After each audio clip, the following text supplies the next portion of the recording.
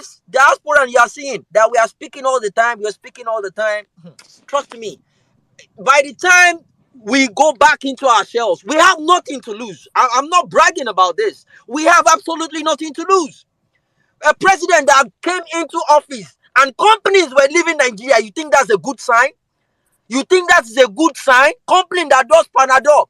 Sherry, ikú tẹ́ fẹ́ kú, ikú tó ń bá yín lẹ́rù àti ikú, death will come and meet you guys in the house. Death will come and if you are scared of going outside to die now hunger go kill many of una. Ebi ló máa pa púpọ̀ nu ikú. Àìsàn, many of you now sickness go kill una. Now bad road go kill una, accident. Different things will go kill una for that country. You will get land, then go collect your land. Now court case go kill you. Then go bully your life, die. And you see those judges, when they favor who they want to favor tomorrow, it's either good or bad. If they favor Tinubu, now that Tinubu go kill them. He go discard of them because he doesn't need them anymore. As he can't do, he go introduce top 10. Now say Tinubu go come enter. You guys don't understand what is about to happen tomorrow. Anything they want to do, make them do it. Now the reaction is the most important thing.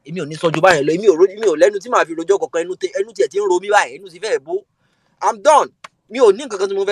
Back to you, Sizu. I yield. Thank you very much, Jimmy. Thank you. Can everyone hear me? Okay, Saddam, continue.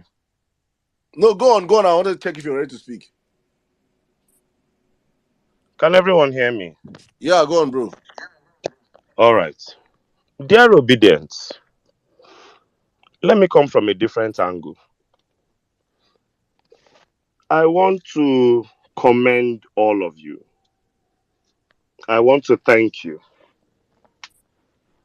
for making me believe in Nigeria again.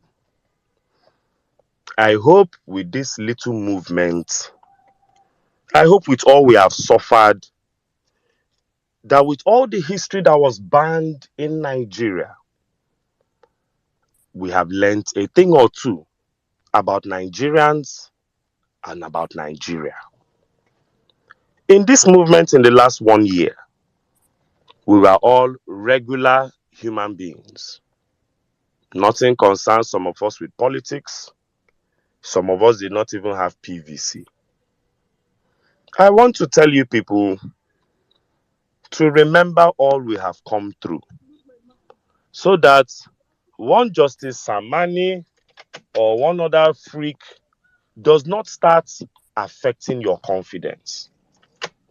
I want to remind you that men, they have gaslit the hell out of this movement.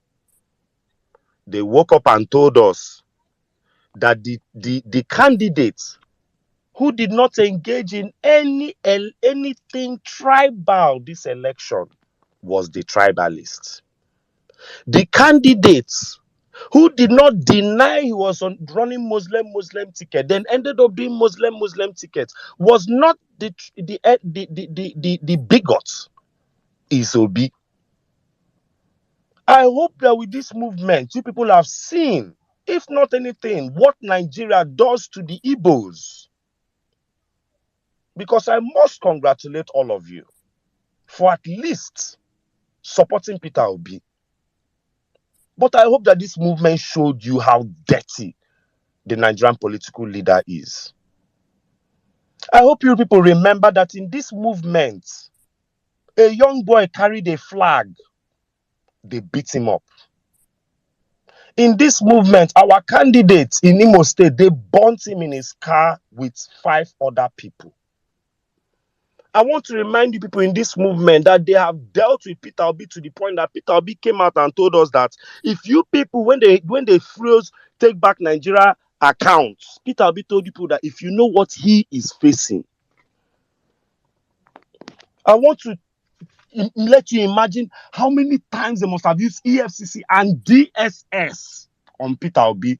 I just say the man know the open mouth talk.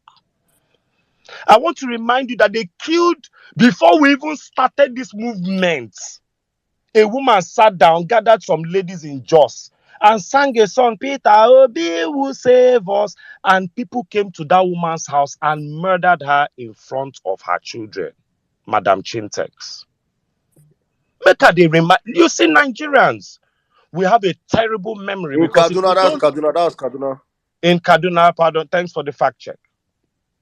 I just want to remind you, I've asked you people, how many APC people were killed in this election? How many were maimed? How many were brutalized? None. I want to remind you that Igbos exist in 36 states in this country, but no state had an anti-Igbo agenda than Lagos of Bola Ahmed Tinubu.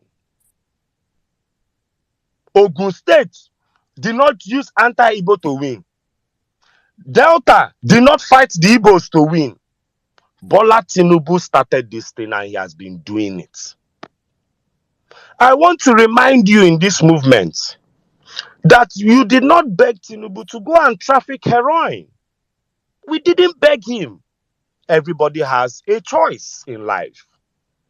And we didn't beg him to drop $460,000 with the United States government to solve his drug trafficking and identity fraud problem. You did not beg him, even you that you are in APC, that you are hoping to win this court case by impunity because your candidate, your lawyer, your son brought no evidence to court. Remind yourself that as you went to school as an APC member and as an obedient and as a Nigerian, you did not beg Tinubu not to go to school, primary, secondary. You did not beg him when Habibat Mogaji sent him to Chicago not to take his university serious, considering he didn't take primary and secondary. You didn't beg him. Remind yourself how many times you wrote JAMB. Today, there is a minister that is a youth corper. But Kemi Adeosun was removed from government for forging her NYSC certificate. And you people are telling me that it is after this judiciary, this and that the constitution will die. Abi, it hasn't started dying already. There is a current minister that is a serving youth corper. Look here, obedience. We have done our best. We supported the best candidates. A man that has no Google Peter Obi fraud, you will see nothing. A man that, as at when he left office and was leaving millions, tens of millions, hundreds of millions of United States dollars, nobody begged him. Nobody begged him to remain money. Nobody begged him. He seemed to use his hand, worked, finished, and left money behind. I want to remind you that in 100 days of Bola Ahmed Tinubu, fuel went from 165 to 720. So that when they are celebrating 100 days in office, and Pastor Saul Adefari sees, is telling you to just forget about it. Forget about it. I want to remind you where you are coming from. So that when you hit the street, it is not because it's Saddam or N6 or anybody that is telling you. Nobody is telling you to hit the streets. You are hitting the streets because it's you as a Nigerian, it is first your right. And then secondly, how can 97 million people register for PVC in the highest PVC registration in Nigerian history? And by the time they suppressed the election, used thugs, used stouts, came late on election day, ballot snatched ballot box. To those area boys that are now world famous, that are now an NFT on Okada, snatched ballot box. Everybody snatched ballot box. The election registered 24 million votes. And Mahmoud Yakubu rigged it. He told you that Bola Ahmed Tinubu got 8 million votes out of 24 million. I ask you, if you are Justice Samani and the rest of the Supreme Court judges, if 24 people were going to beat you or bring anarchy upon you, one man, the man that they want you to disqualify, has 8 fighters. The other people have 16 fighters. Let's leave bribery. Let's leave the cult you people serve, the devil you people worship. Let's just do it down to numbers. Because when you bring numbers, numbers have no emotion. In a fight with 24 fighters, Bola Tinubu came with 8 fighters. Peter Obi, 6 fighters. Atiku, 6 fighters. You, as a judge, you are telling yourself that you will pitch your tent with the man with 8 fighters. So that the 16 fighters, when they are beating the shit out of you, his 8 fighters will help you, Abi? Or you pitch your tent with the 16 fighters and then let the man with 8 fighters do his worst. I still beat my chest and say this. We must make a statement tomorrow. Breaking news today. The Shiite movement. I still say that Islam is still the one true religion and the religion that will change the world. The Shiite movement started today their own protests and they are going to trek to Abuja. I repeat, the protests that will rock Nigeria, I've been telling obedience, it is not obedience that will do it. It is not obedience that will do it. Left to me, it is not obedience that will do it. When the polls were counted, Peter Obi ranked highest amongst middle income earners, upper middle income earners, and educated Nigerians. It is not obedience that will shed tears. In the words of APC members, you will wail for another 4 years. It is not obedience that wailed through Buhari at the end of Buhari. It is not obedience. Look, it is not obedience. I am in a movement where obedience have spaces. Nigeria, I'm telling this to the judges, because everything you people have been doing is targeted at obedience. You are shutting down the bank because you think it's obedience. You are closing airports because you think it's obedience. The people, Wike went and destroyed a Fulani settlement village in Abuja. If you watch the video of that destruction, now those people, those people they know they use ATM and POS. The Nigerians you people have frustrated APC. Add obedience, remove obedience first. What will happen in this country will still happen. I am telling you this because I'm not telling you to water down your energy. I'm telling you that come out. Sri Lanka did it. Egypt has launched 8 new cities. I don't think you people understand. 8 new cities. When Sanwo-Olu announced his railway project that they want to start in Lagos, I sent Sanwo-Olu a message. I said, Sanwo-Olu, you embezzled 2 billion, you and Tinubu and all the governors of Lagos State embezzled 2 billion United States dollars plus on this project and took 17 to 20 years to deliver it. Are we going to get an audit report? And some riffraff, people who I know are not from Lagos, are telling me, is there a way in Anambra? Is there a way in Ekiti that you are from? This is how they are eating your eye. And the governor will wear 500 million. You are so deep in poverty, you do not understand the ramifications of a governor of Lagos State wearing $500,000 on his wrist while there are no street lights. And you are sitting here. You will suffer. You the APC supporter, you will suffer. You will bleed to death. You will wail. I promise you. If you think a movement of people that can still afford data 3 times a week for 5 to 7 hours at a stretch are the people that will suffer, you are mad. I personally, with the God I serve, I still believe the judges will give Peter Obi this victory tomorrow. Can I get an amen? Put a thumbs up if you believe. Because me, I have checked what is coming. I have checked what is coming. And what is coming is bigger than whatever court Justice Samani and the rest of them are in. What is coming is bigger. Look, you know Nigeria. Anything we do. All the coups in Africa have been bloodless. Watch the Nigerian coup when it will start. Now Nigeria will not go kill people. We'll never ever do anything without overdoing it. We'll never, we will. That is why we are begging you, judges, now. We are begging you, judge, all the coups in Africa, and they'll suspect. Have they killed anybody in any coup in Africa? But if if you send Nigeria down a coup, if Yoruba soldiers do the coup, Igbo and Hausa will fight them. If Hausa soldiers do the coup, Yoruba and Igbo will fight them. If Igbo soldiers do the coup, Hausa and Yoruba will fight them. I'm telling you, you stupid justices, to get down from your high horse and read the right verdict. You cannot tell me that you did not televise a process, but you want to televise the result. Even in WAEC, the answer, the process to the answer has more marks than the final answer. Matter of fact, you can get the process and fail the final answer and still get more if that question has 5 marks. But you, Chief Justices of the Federation, you ban the process from publication, but you want to publish the results. I am still asking the madness that is going on in the Nigerian judiciary. But after tomorrow,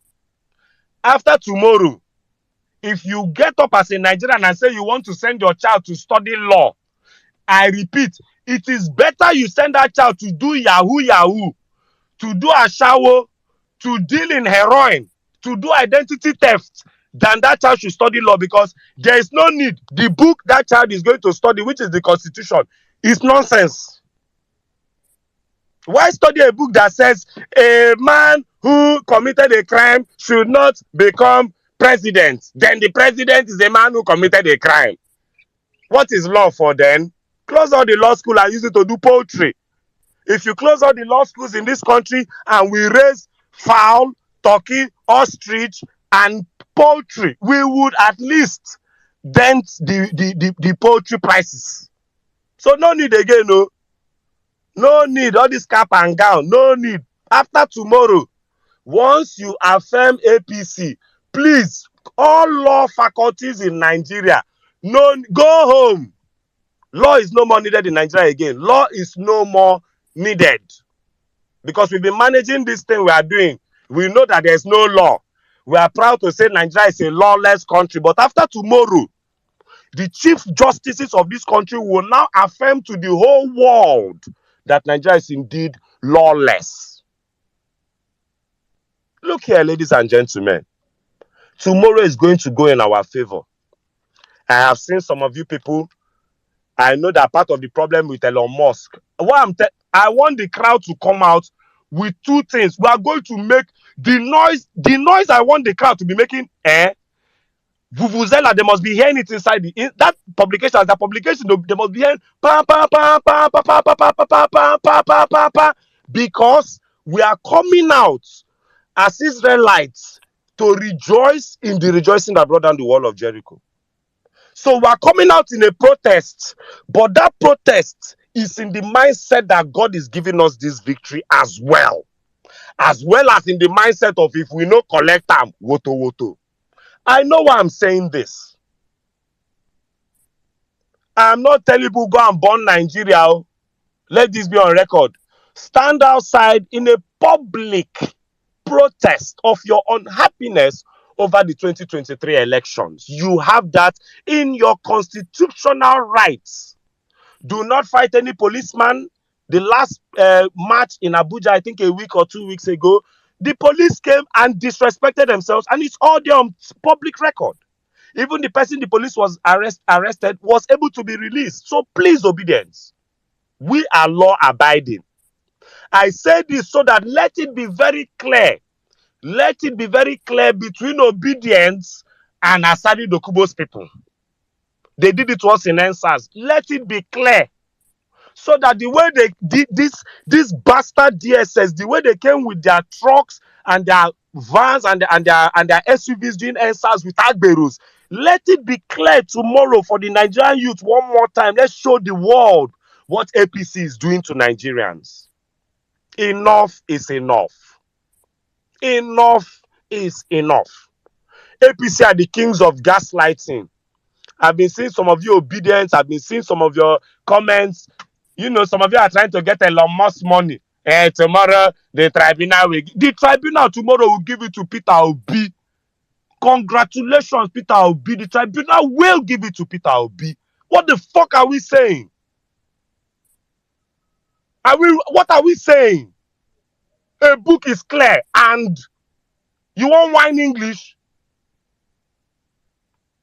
Tomorrow, my people, as the British and the Americans will say, prepare for the best, but expect the worst. Prepare for the very best and expect the very worst. But emphasis on the very best. There is a collective spirit that this movement has, and I want us to tap into it tomorrow. I promise you, if Justice Samani on live television, if he go as he's reading that false reading, he will get a heart attack and die. I am telling you. And that is the mindset I want all of us to take tomorrow. Tonight, we are going to say our prayers as Nigerians. Because you walk, you pray. And even going to war, you pray, you arm yourself, you go to war. I want us collectively, as obedient and as Nigerians, to stand in the gap for this country. We have read about our solid minerals, $9 billion on gold alone. We know how great Nigeria will be. We are following the only candidate that got up, took his own flight ticket, paid economy class, went to Egypt to check light situation, and he was laughed at. My God, Peter Obi, forgive Nigeria and Nigerians for what they did to you in this last election. Find it in your heart somewhere. He was laughed at. A man that has answered question. So the part of Peter Obi's problem is that he is on record everywhere. Peter Obi will tell you the story of the professor from Kellogg that got him into politics. He will tell that story 10 times. The story will be the same narrative 10 times. Bola Tinubu will tell you the story of his background 10 times. The narrative will be different 2,000 times. Today is Amoda Ogunere. Tomorrow he's Yekini Amoda. Today he's Bola Tinubu. Tomorrow is Tinubu Bola. Today he's Bola Tinubu female. Tomorrow is Bolanle. Today we are asking, is it in Yoruba? Has Bolanle ever come without a suffix? We have asked questions. I repeat, I don't know about you. I am going to be standing in the gap for Nigeria tonight very seriously. Because if the devil wins this final one, let us go to the United Nations and just write Nigeria is Hades and sign this country to Satan and move ahead as Nigerians, and just know that the mandate of every Nigerian is get up and get out. Nigeria is not Korea. If you allow Bola Tinubu tomorrow, I ask you, what does Bola Tinubu need to build you a bridge? He doesn't. What does he have to achieve for you after tomorrow? Did Buhari do anything for us for 8 years? Buhari met our country at 33 billion and chopped $30 billion. We currently have $3 billion in our coffers. There are Yahoo boys that are richer than the whole Nigeria as we speak today. And nobody has arrested him. And you people want to, Obasanjo said, you people want to reinforce incompetence. Look here, if you're in Abuja, I love this. They've even given us off day. You see, who the gods want to bring down, they first make mad. You are in court and you are giving people publicly. You see, what the foolishness of the devil is the intelligence of God. Instead of you to have left that day as a working day, let Nigerians go and work. You now gave the country publicly. So on that day, we're at home doing nothing. Okay, then that means we're going to court now. There's no need. If you sell yogurt, you sell boiled granite, you sell gala, come to the courthouse tomorrow, you go cash out. We are there. We are there. Is there any work? There's no work. Labor is on strike. When the evil people think they are smart, they just ended up giving everybody 2 days holiday to actually protest. Don't you see that these people are daft? A man that they are reading his court case verdict got up and traveled out of the country. I've always told you people, when something does not favor Tinubu, he flies out of Nigeria. Everybody has been talking down. I know when something does not favor him, he flies out of. If you have a perjury case, that tomorrow that case can be called, and you can be going you are going to be facing prison from that tomorrow. You're going to be facing serious issues from tomorrow. Will you remain in Nigeria? So my obedience, don't follow their gaslighting. I saw a document today. APC is telling their own people to come to the courtroom. Will APC be doing their own people? Look, we are going there tomorrow. Let Justice Samani and the rest of his imps and his Oompa-Loompas must read us that I am more interested in how they will cannibalize and butcher the Constitution. Because I'm interested. Or they'll just get up and just say, Peter Obi, we like you, would have given you this thing, but we don't like obedient movement. That's it. It's better they say that. Because how would they justify it? Tinubu's own witness admitted that 460,000 is proceeds of crime. Let's start there. The one witness out of the 8 million, they couldn't even find Kudus. They couldn't find MC Oluomo. There are one witness at least admitted. So obedience. Beat your chest. You have done a great job. Southwest obedience. I love you. Beat your chest. One evil man can terraform an entire tribe. I am Igbo and I will tell you, Nnamdi Kanu, one blogger without a gun terraformed an entire tribe. Imagine a man with power. Talk less of a man that was as powerful as governor of Lagos State. Thank you, my Southwest obedience, for standing in the gap. We have one more to go. Tomorrow, we will know whether reading law in this country, whether they'll remove it from WAEC and JAMB and SS and this thing, whether they'll remove it as a course. Because after tomorrow, if with the overwhelming evidence, you people tell me that you're going to still reinstate Bola Ahmed Tinubu after tomorrow and not disqualify him and APC. After what you people did to David Leon, after what you guys did to Kemi Adeosun, after what you guys have done in a million places for certificate forgery. So the Chicago State University had the guts to lock their Twitter page. Please, obedience. If Peter Obi certificate was under question and APC was in court with us, and Peter Obi had done 100 days in office, and APC was asking for Peter Obi's certificate, and UNN, University of Nigeria and Nsukka, locked their Twitter page, Festus Keyamo will be broadcasting live from UNN Gate today. But I have obedience in Chicago that have not taken Uber to Chicago State University to broadcast live and ask them questions. APC would have gathered Nsukka branch of their youth wing to go and protest in front of the VC's office in UNN. We saw them do it to Jonathan. If it was Peter Obi's certificate that was under this amount of tension, and University of Nigeria, I repeat, shut down their Facebook, shut down their comment section, shut down their listing, do you know what Dele Alake, do you know what Keyamo, do you know what Fanika they would have been voicing out of their mouth right now? But if you talk, they'll say DSS. If you talk, they'll tell you go to your village. Obedience. I know why I'm telling you this. If you're an obedient and you're in Abuja, you have no excuse to be in your house tomorrow. If they no agree you stand for front of court, stand 2 streets away from the court, stand 3 streets away from the court. It is your right. You live 2 houses away. We must energize the atmosphere tomorrow. We go energize and sort of if Justice Samani truthfully wants to disqualify Tinubu and APC. The sound we ain't going to hear from outside. The sound when go here from outside, he go read, waiting in one read, drop the microphone, waka come out there. Anything will happen. If Asani Dokubo wants shoot in head, make him put gun for your head, shoot in head.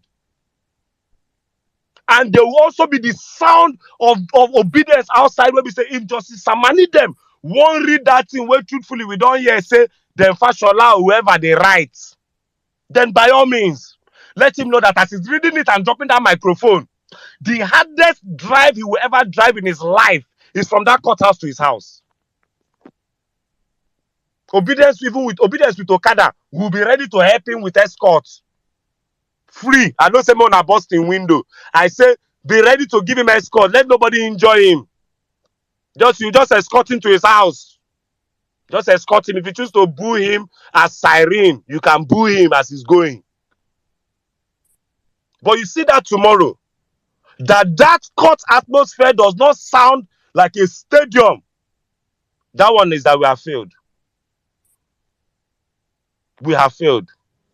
There must be thousands of people outside our courthouse so that if we get victory, we make a loud noise. We don't get victory, we make a loud noise. It is still within your constitutional rights. You can't be arrested for standing and shouting, hey, hey, I no go gree. If they ask you, say, why you no go gree? Talk, say, man, you lost to Arsenal. Now, why you no gree? Look here, Nigerians, it's time to think smart. Enough is enough. You're already seeing it. A nation with 36 states, Bola Tinubu created 48 ministries. My people, help me now. Is Nigeria still functioning? I ask you people that under Buhari, at least Buhari, you will talk about Buhari's incompetence. Did any northerner write any tweet like go back to your hometown? You are condemning Buhari. Did you ever see that for 8 years? All of a sudden, you cannot speak truth to power. Somebody will ask you, do I pay taxes in the East? What is my fucking business with Anambra, whether they have a rail in Anambra or not? And it's mostly people who are not Lagosians. You can see the nonsense is causing. Because of one man's ambition. You are calling your fellow Southwesterner a bastard. And this is somebody, you think if this man spends 8 years, it's only one tribe that will suffer? Now you see tweets, we the North will sit back now. You see people that are fighting the South. How can somebody's presidency not unify a country? On soft power alone, the country is already divided. A man that employed imams, wicked, evil pastors, and also employed African traditional and used Oro in Lagos to stop elections. And when they were attacking people, they attacked more of their people than the people that they were trying to fight. On record. Habamana Nigerians. We can't continue like this. They brought out 500 billion naira for palliative. Before they shared it, Akpabio took out 1 billion, bought 4 jeeps. The other man said, Akpabio took out 1 billion. The other one took out 9 billion, bought jeep. This one shared 60 million, 2 million for how many senators for weekend? Till today, have you noticed that it was 8,000 they wanted to share? They've left that 8,000 they're now sharing rice, cup, bread, oil. They don't thief the whole money. Yesterday, an obituary was shown of a Nigerian military officer. Did you see the amount of properties that man owned? How can one man, you own 3 filling stations, 20-something houses? Is that one not headed? That's why their children will always poison themselves and kill themselves. A soldier, God knows how many soldiers died in misappropriation of defense funds. You are a soldier, you are here. 36 of your colleagues were missiles out of the sky. And the Niger State governor said, let's strike a deal and discuss with the people who did it. But tomorrow, when obedience will come out to protest, they will now call you, Mr. Soldier, you self will carry gun, looking for who to shoot and arrest. Or there. You probably bought fuel 500 to reach your barracks that they will not deploy you. You don't see you are stupid. There must be a complete cooperation of all Nigerians to move this country forward. Politically, I have no faith in the Nigerian man. I am a man and I will tell you. Recently, the Nigerian woman has been standing tall politically. If na say na 3 women and 2 men did this thing, I for don't go sleep since yesterday. But say na 5 Nigerian men, and 4 Nigerian men. Men are trash. Oh. So please, obedience. My summary is this. Tonight, we will prayerfully stand in the gap for Nigeria and for Peter Obi. Whatever deal with the devil these people have, Whatever deal with the devil these people have that they're bringing out, do you know what it is to cast their final moles, their final secrets, their final double agent, the Nigerian GOs, to pull them out? Their final sleeper agents, to fall them out at this time. Do you know what it means for the camp of Satan in this country?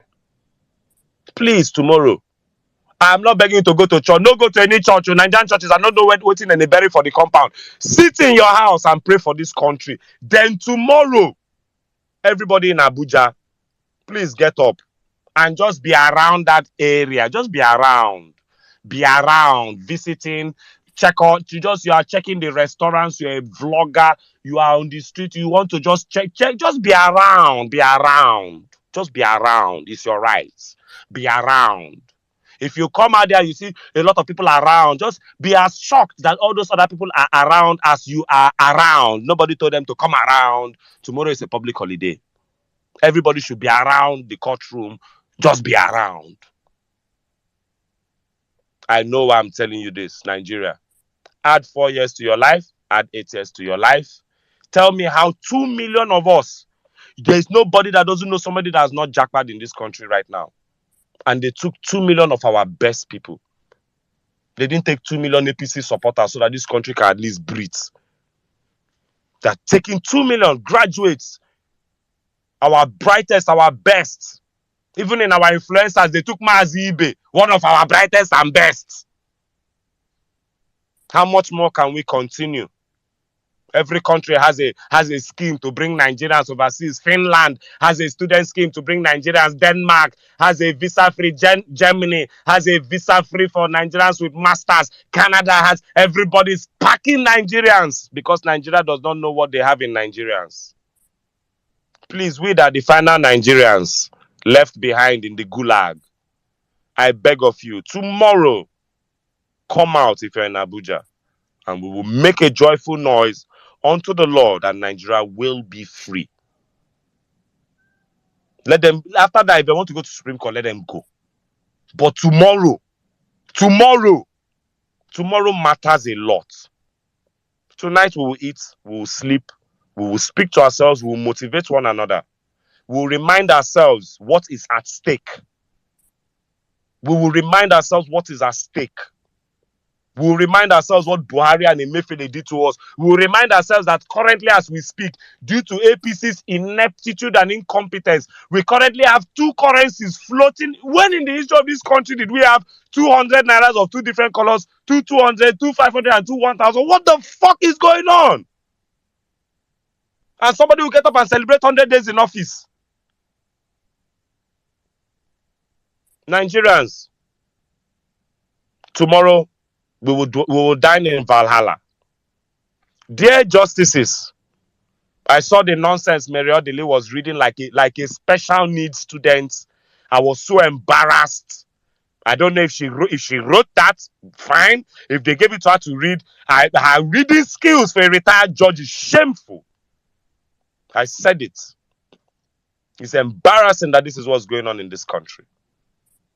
Look at us wasting our breath and screaming at the top of our lungs into our phones because a bunch of 5 old idiots cannot just get up and do the right thing. Tomorrow, Nigeria will decide. Tomorrow, Nigeria and Nigerians will decide.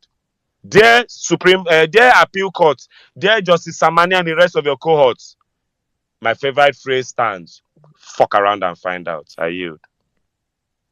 Thank you very much, my brother. Thank you very much. I think you have said a whole lot. We'll just go on from here. But I think what I'll just correct is not just Abuja. I think Nigerians everywhere in Nigeria should be out tomorrow. It should not just be Nigeria and Abuja. It should be Nigerians Exactly. everywhere in Nigeria, wherever you find yourself in Nigeria, as long as you're breathing. If you're in Bakassi safe, boundary of Nigeria. If you're in Nigeria near Niger, come out tomorrow. Tomorrow is going to be either celebration or Nigerians taking back their country. It is just the only two ways. There's no more that time for beating around the bush and petting these people. Is gone. It's gone. We take back our country tomorrow. Either they give give it to us rightfully so by the judiciary announcing the right verdict. Anything short of that, Nigerians should stand up in all their numbers and revolt and take back their country. It is in us. The power is in us. We have the numbers. We have the numbers as a people. Do not forget what we have as a people. We have the numbers in our millions tomorrow. Nobody should be still anywhere you are, any country, any state you are. Even you in diaspora, show support, make short videos. Come out tomorrow. Let's motivate ourselves and get ourselves out. Whatever you're tweeting as an obedient handle that does not portray solidarity or strength, you should please just drop your phones. Whatever permutation you think, for some of you people think this is bet Nigeria, sorry, or being what do they call them? It is my own is 412. God thunder fire you, scatter your brain. You're mad. Who is doing 514230? Is it football we're playing here? We're talking about the lives of millions of Nigerians, and you're coming and tell us your permutation kill you there. So please, like, we're waking up tomorrow, guys. As Ezra say, let's pray as hard as we can pray. And tomorrow, wake up, everybody, wherever you're in Nigeria, come out tomorrow. Go to the marketplace tomorrow. If possible, take your phones, take your videos, take television sets to crowded places tomorrow. On it for Nigerians to be watching. And from there, whatever reaction that comes out from there, you guys should own your country. I say this all the time. There is nowhere in the world that the security force are more powerful than the people. There is nowhere in the world. Nigeria will not be an exception. We are too powerful as a people. It's just that we have, for so long, we have been timid, we have been docile, they have used all manners of tactics. They either use your pastor, we have seen all of them. I'm happy that in this season we have demystified all these people. They have all been. You've not seen it. Had it been was last year, and I told you, Pastor, this is a fake pastor. You will say, Saddam, don't say that. No. You have seen them unravel. You have seen them unravel. I don't need to come and tell you. You have seen them. You have seen that they are all corn eaters. They are all guinea fowls. You have seen them for their true nature. Thank you. All right. Before I open up the floor right now, I think I'm not bringing my sister. Saddam, before you go ahead, But Please go, Saddam, bro. pastors cast this period. All Chai, of them cast, Saddam. my brother. secular, Sikumoyi. Everybody hey, cast. Everybody cast, So bro. everybody, God Elumelu bless you. cast. Elumelu cast Everybody, join. Lumelu, all of everybody. Hey, them cast. Ekweremadu, everybody cast. That was who what can we did. remain? Or Jews or who remain for who Freaking remain People we to criminals. look up to. People we look up to. All of them, they form Baba for. Joke Silver cast, Baba. Eh, Everybody cast, my yeah, brother. Everybody weary. cast. See, may I Please say go this on. real quick? They don't send me some DM. DSS, DSS, DSS. Eme lo Now mo Ogun pe go yin. kill those ones. Ogun. Eme Now lo mo Ogun pe go kill yin. those ones. Ẹ̀mẹ́ta ẹ ní kúre. Ọkàn yóò ní balẹ̀ lẹ́yọ kọ̀ọ̀kan. Gbogbo yín pátápátá. Mo mọ̀ pé ẹ̀ ń gbọ́ wa wà lórí bíbá. I know you guys are listening to us. It shall not be well with you. It shall not be well. It doesn't sound right. Ẹ ní Amen. kúre sẹ́. Amen. Ẹ ní kúre. Ọkàn gbogbo yóò ní balẹ̀. Àtẹ̀yìn wèrè APC ìnagbèdédú I will tag the DSS. I will tag the D. Gbogbo yín máa ṣánkú ní lẹ́yọ kọ̀ọ̀kan. Gbogbo yín pátápátá. You don't know what you're doing to that country. One man had change lẹ́yìn lọ́wọ́. They will give you guys peanuts. They are sending their kids abroad. All of them, they don't run come up for Nigeria now. All of them. Now they do cat and mouse. They form investigators. Ọkàn gbogbo yín ò ní balẹ̀. Inú yín ò ní dùn. Ṣiṣẹ́ tó mẹ́wúrẹ́ tó fi ń bá yẹ ẹ lò pọ̀. Bẹ́ẹ̀ ṣe máa yọ lẹ́yẹ kankan mọ́ra yín lọ́wọ́ nìyẹn. You guys are just bunch of useless human beings. Ṣé bó ṣe yẹ kí ìlú wà ló wà yẹn? Is that how Nigeria is meant to be as a nation? Is that how it's meant to be? Wọ́n á kóbọn lẹ́yìn lọ́wọ́, wọ́n hábọn lẹ́yìn lọ́wọ́, yìí náà wọ́n á ń halẹ̀ kiri, ẹ̀ ń halẹ̀ máwọn èèyàn kiri, àtàwọn olórí burúkú APC, àwọn má ṣàǹfààní, those ones too, they came up. They are laundering his image. The Justice Department, they need to maintain the status quo. Oye gbogbo yín ti dàrú, ayé gbogbo yín ti bàjẹ́ mọ́ lọ́n lọ́wọ́. Lè rí bá ti ṣe. You know why? Because the people of Nigeria, the well-meaning Nigeria, the people that want the betterment of that country, they voted right. You snatched it, you grabbed it, but you cannot run away with it. We are pulling you back. Shawari DSS, how many people can you kill? Tomorrow, some people are ready to die. That is what you don't understand. Some people are ready to die. They would rather go and die on the street than die in their house of hunger. I say Shiites done the march go Abuja first. Bro, If they think people are ready now to obedience die. they vex. Those People ones are are first ready to. to You guys die. don't understand. You are not feeling the pulse of the nation. It is not business as usual. We've reached Waterloo right now. There is no going back. We've burnt that bridge. We are not going back. So be ready to kill as many people as you want to kill. Be ready. This is not NSAS. NSAS was people just saying, you know what, we've had enough of the police brutality. No, this is more than NSAS. We've had enough of the government. We've had enough of the status quo. It is huger than NSAS. Don't get it twisted. And we're going out for a peaceful protest tomorrow. But guess what? We are ready to defend ourselves. We are ready to protect ourselves. It is not business as usual. Obedience. Know your numbers. You are more than them. Stand your fucking ground. Total police in Nigeria, 370,000 of them. In Lagos alone, they have 17,000. In Lagos alone, we have 17 million citizens. That is a ratio of 700 to one policeman. Ẹ má jẹ́ kán ṣẹ́rù bà yín. Ẹ má jẹ́ kán ṣẹ́rù bà yín. Get your country back. It is now or never. There will never be 2027. There will never be 2027. Ekole, now or never. Are you to you, Saddam? Thank you very much, my brother. Thank you. It is now or never, my What brother. stops them in 2027 from doing this bullshit they did today? You think you have You 2027? understand? 2027, they will See not. They will what not. they did. Local government election last in Edo State. See what they Abi. did. Look at what they did in Edo State. Look at what they did in Edo State. God bless you. Osaro witnessed everything.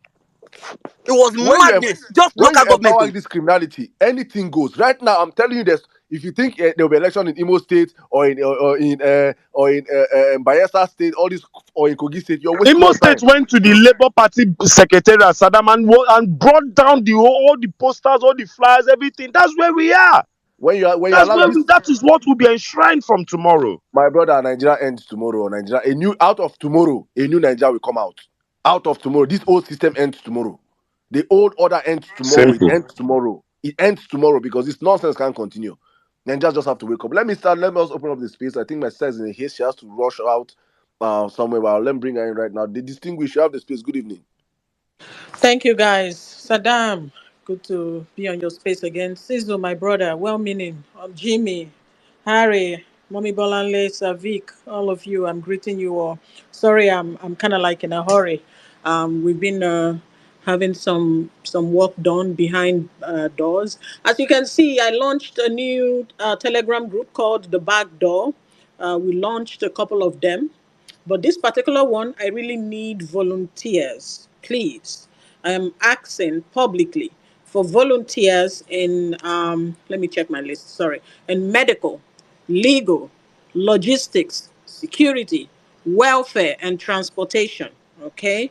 So if you think you can be available to respond to any of these requests, legal advice, logistics help, security, welfare, you can connect people who need help in Nigeria, because this Telegram group is mostly as a hotline.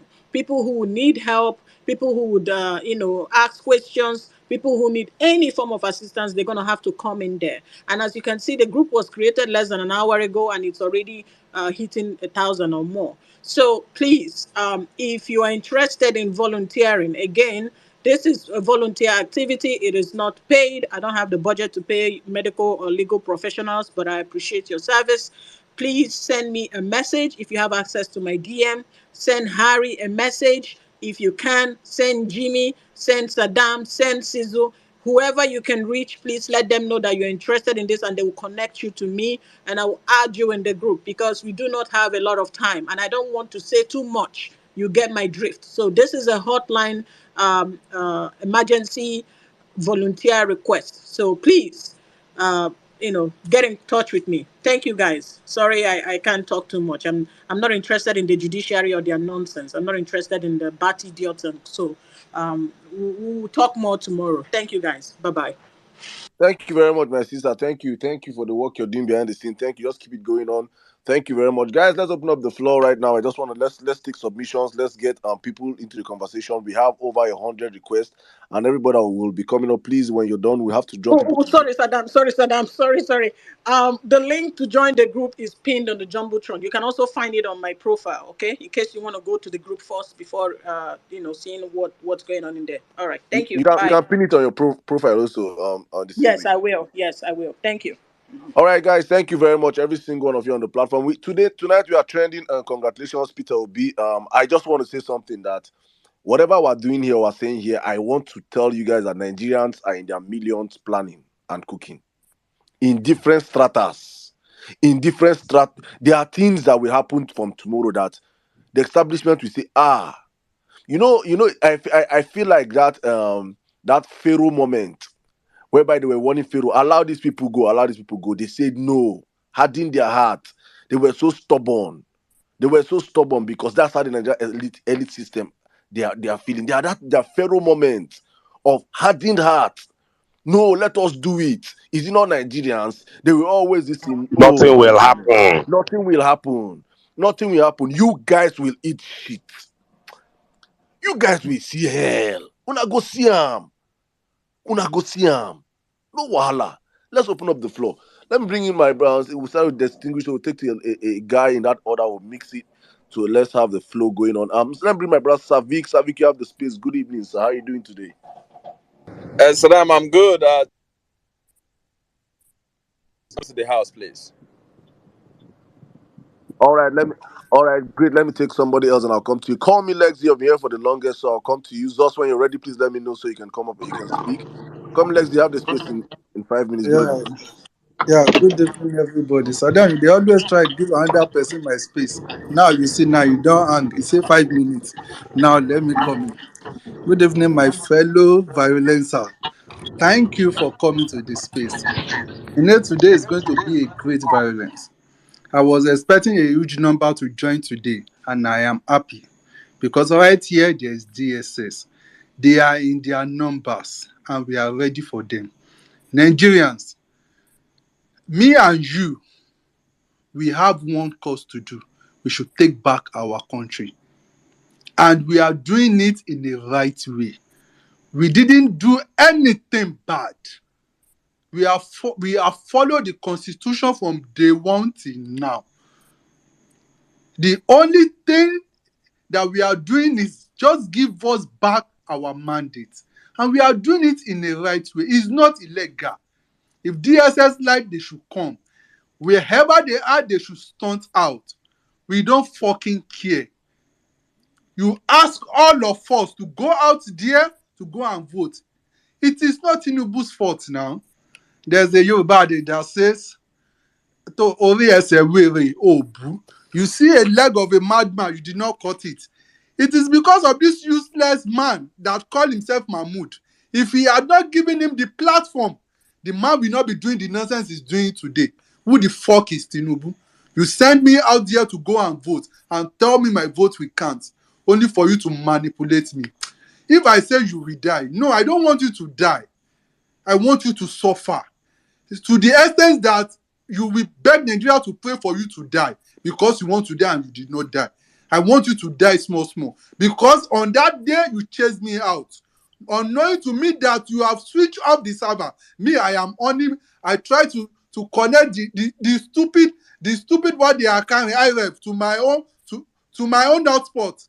Unknowing that you have switched off the server. My own little hard end, I still use it for them, not knowing you have done your worst. Don't worry, it's just a matter of time. Nigerians, I don't know about you. This movement is personal to me from 2020. Don't let anybody beg you to go out. It is personal. Now you know where should they pain you. Don't let anybody tell you to come out. If you they enjoy them now, sit down there. Sit down. Let them they use DSS when in Pikin never chop, then send him come out with useless gun.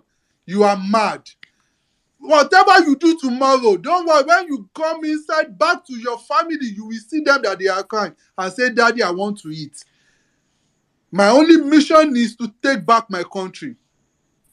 I ran for presidency through Peter Obi, and you want to jeopardize my movement? You want to jeopardize the only chance I have to have a better country? If you say you want to abscond this country, you think they care? They want to enjoy. They want us to leave it for them. Have you sit yourself down and ask yourself that these people, what are they enjoying in this government that makes them to sit down there? What is it that these Western worlds are enjoying, especially France, that keep backing corrupt leaders? That is what you should know, that there is something hidden that you and I need to take back our country. Judiciary, fuck around and find out. I don't care. I have made up my mind. Just give me back my country. That is what I want. Anyhow, let me ask you, Nigerians, tell me which prayer point haven't we prayed? Maybe I should pray it now. Tell me that one prayer point. We have fasted. We have done everything for Nigeria. Any small thing. God make Nigeria better. God make Nigeria better. And then when God, are you mad? Tell me that prayer point and let us pray it now. Tell me that fasting. I'm a redeemed member. I mean, every day, every year, we will fast 70 days. 60 days. Is God wicked? If anybody will save Nigeria, it's me and you. It is not left to us. If anybody will save Nigeria, it is I and you now. Just leave God alone right now, my brother. Leave God. Take back. Even Israel are fighting for their life. Is there no God in Israel? It is left for you and I to take back our country, and we have it to do it. We should do it once. See the coward. He won the election. He has run away. They burn him well to stay. If anybody is getting threatened and fear right now, it is not you and I obedient. It is them. Because they don't know what is coming. Stand your ground. Stand your ground. If you fuck up, you fuck up for life. Is this the country you want to live? For your unborn children? Is this the country? What we are going through right now? Is it what we want to live? Come on, think of it. I ask again. Tell me that prayer point. Maybe I should start praying. We should call it now. We should pray it. Let me see that prayer point for the past 8 years. After killing us in NetSAS, what happened? Western world. The world is watching. The world is watching. Only for them to come and award Buhari for killing us. For how long will this continue? Obedience, stand your ground. It is me and you that we will save this country. It is better you let us save it together or let everything perish. Think about where. That's why I say it is personal. Ask yourself, 100 days of Tinubu, what have personally to you, what have you enjoyed? What have you enjoyed? Ask yourself, what have you benefited from it? And you want anybody to deceive you that is working? Ask yourself. Me, I see. If you don't go out, you will be killed. If you stay inside, you will be killed. Go to your Twitter and search, okay? Nigeria will not end me. The guy was killed in his home with straight bullets. What are you fucking telling me? He is in his house and said Nigeria will not end me. Dr. Chinedu was in a train. Nigeria will not end me. Inside the train, she died. Tell me, you don't go out, you will die. You stay inside, you will die. You are being coward. They play. They play. Something must kill a man. Take back your fucking country. It is me and you that will save this country. God will not come. God will not come. It is me and you that will save this country. Peter Obi, please, Oga, keep short. Edake, sir. Edake, leave us alone. We want to deal with this. The only thing these people understand is ruthlessness. We are going to give them back to back.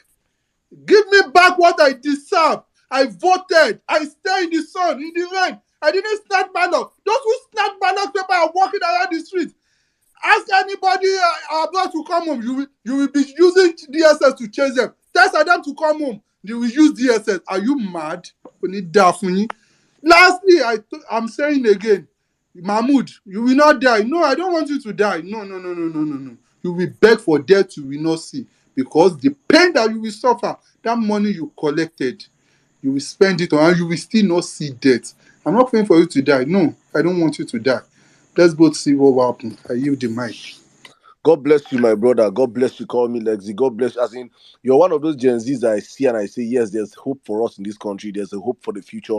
You just said it all. It is personal. It is personal. This battle is a personal race. Everybody's gonna answer their surname. Answer your first name also. It is personal. How much do you want this thing to happen, Nigerians? It's up to you, every one of us to answer. All right, let's move the mic real quick. Let me bring in my sister Joyce. One wonderful person I really love to listen to. Joyce, you have the space. Good evening. Hello, everyone. Good evening. My name's Joyce, and uh, okay. So I want to say that being in the media, you can understand that as a broadcaster, even by the ethics of broadcasting, I'm required to moderate conversations, to not necessarily have a particular or personal opinion, but to manage the conversation of differing opinions. All right. I'm not going to give a personal view, but I would love to extend an invitation to a lawyer on this group, a lawyer who I'd like to invite on the show tomorrow. I have another guest on my show tomorrow. He's also a lawyer, but I would want someone from this platform who has a legal background and who can speak to the facts of your case. I'd like to extend an invitation to you on the show tomorrow. And I'm not sure when the transmission would end. I'm hoping that it ends early enough to afford us just enough time to go through whatever the judges are going to be making public by way of their judgment. So, if there is anyone who would like to honor that invitation, I'm going to ask that you send me a message. And if there is any of you who may have any information from anywhere in town, wherever you are, if you decide whether you want to hit the streets, you can call the radio station because that way we can put that on air in real time. That and please send me a message immediately. I would like to have the contact of a legal person who has information on your facts, the Peter Obi perspective to the argument, and who can put both legs on the ground to defend, in argument, whatever the position is, because I think a lot of arguments are going to be going around, and I'm not even sure what's going to happen tomorrow on air, but I'm hoping to at least allow for a fair discourse and an opportunity for those who may have opinions to air their opinions and allow them to properly defend their stance. So that's exactly what I'd like to say for now. And I want to say thank you again for the opportunity. All right, thank you very much. Thank you. For me, I think you might need to bring a. We will, if you're a lawyer on the platform, please reach out to Joyce. But for me, I think we can even send you. We can from the P2B side, we can send you laymen. We have broken down that case for the lowest in the society to see. We have broken the case for the least of us. The Okay, least of us so can. I yeah, can. but you see, the reason why I want you to bring a legal person is I have a legal person on the show tomorrow, and he's going to be arguing on technicalities as well as facts. Because he was saying to me this evening, you can only argue this matter based on evidence provided in court. So I need a legal person. Do you understand? It's not that you haven't No, done I good. will reach out to you as well or Yeah. something. Okay. Fantastic. Then good. Good. And please, N6 will do that. N6 will do that. But thank you very much. Thank you. All right, Savika, I don't know if you want to come in right now, or if you're not, I could still move on. If you're free, you can come in right now, please. Hello, Saddam. Can you guys hear me? Yeah, you're loud and clear. Go on, bro. Okay. Honestly, like I've been saying for the last couple of days, I've moved on from tomorrow's judgment. I've moved on. Whatever the justices want to rule on, let them go ahead. What I want to talk about is Nigerians. There comes a time when people take up their destiny on their hands. There comes a time when people rise up and say enough is enough. You made reference to Egypt during your opening remarks, Adam. And I've said it in a couple of spaces. A decade ago or 2 decades ago, Hosni Mubarak was actually a dictator in Egypt. But what happened? In 2011, Egyptians rose up and said enough and enough. Egyptians rose up and they ended that dynasty of dictatorship. What happened then after Egyptians taking the courage to say enough is enough? Look at Egypt today. Look at Egypt. Look at the level of economic progress they've made just within 1 or 2 decades. And so, Nigerians, this is not a question of talk. We have talked enough. What Saddam and Ensis and Women have said here, for the past 1 year, we have been discussing this. We have given these guys options that they should follow the rule of law, but it's now left for us to decide whether we want to continue on this path. For me, whatever the judgment is tomorrow, The destiny of Nigerians need to take it on their hand. Nobody is gonna do it for you. The West are not gonna come and do it. The US is not gonna do it. Nobody. UK is not gonna. It's you that will do it for yourself. You will decide your future. You will decide whether you want to have a Nigeria going forward or not. It is not a laughing issue. This is not Lamba. This is not all here fooling around ourselves. This is a serious issue, whether you want to take your country forward or whether you want to throw it to the bin. It's there for you. Nobody's gonna come and do it for you. Nobody. I just said something about Egypt. It happened in Sri Lanka. It happened in Mexico. It happened in Argentina.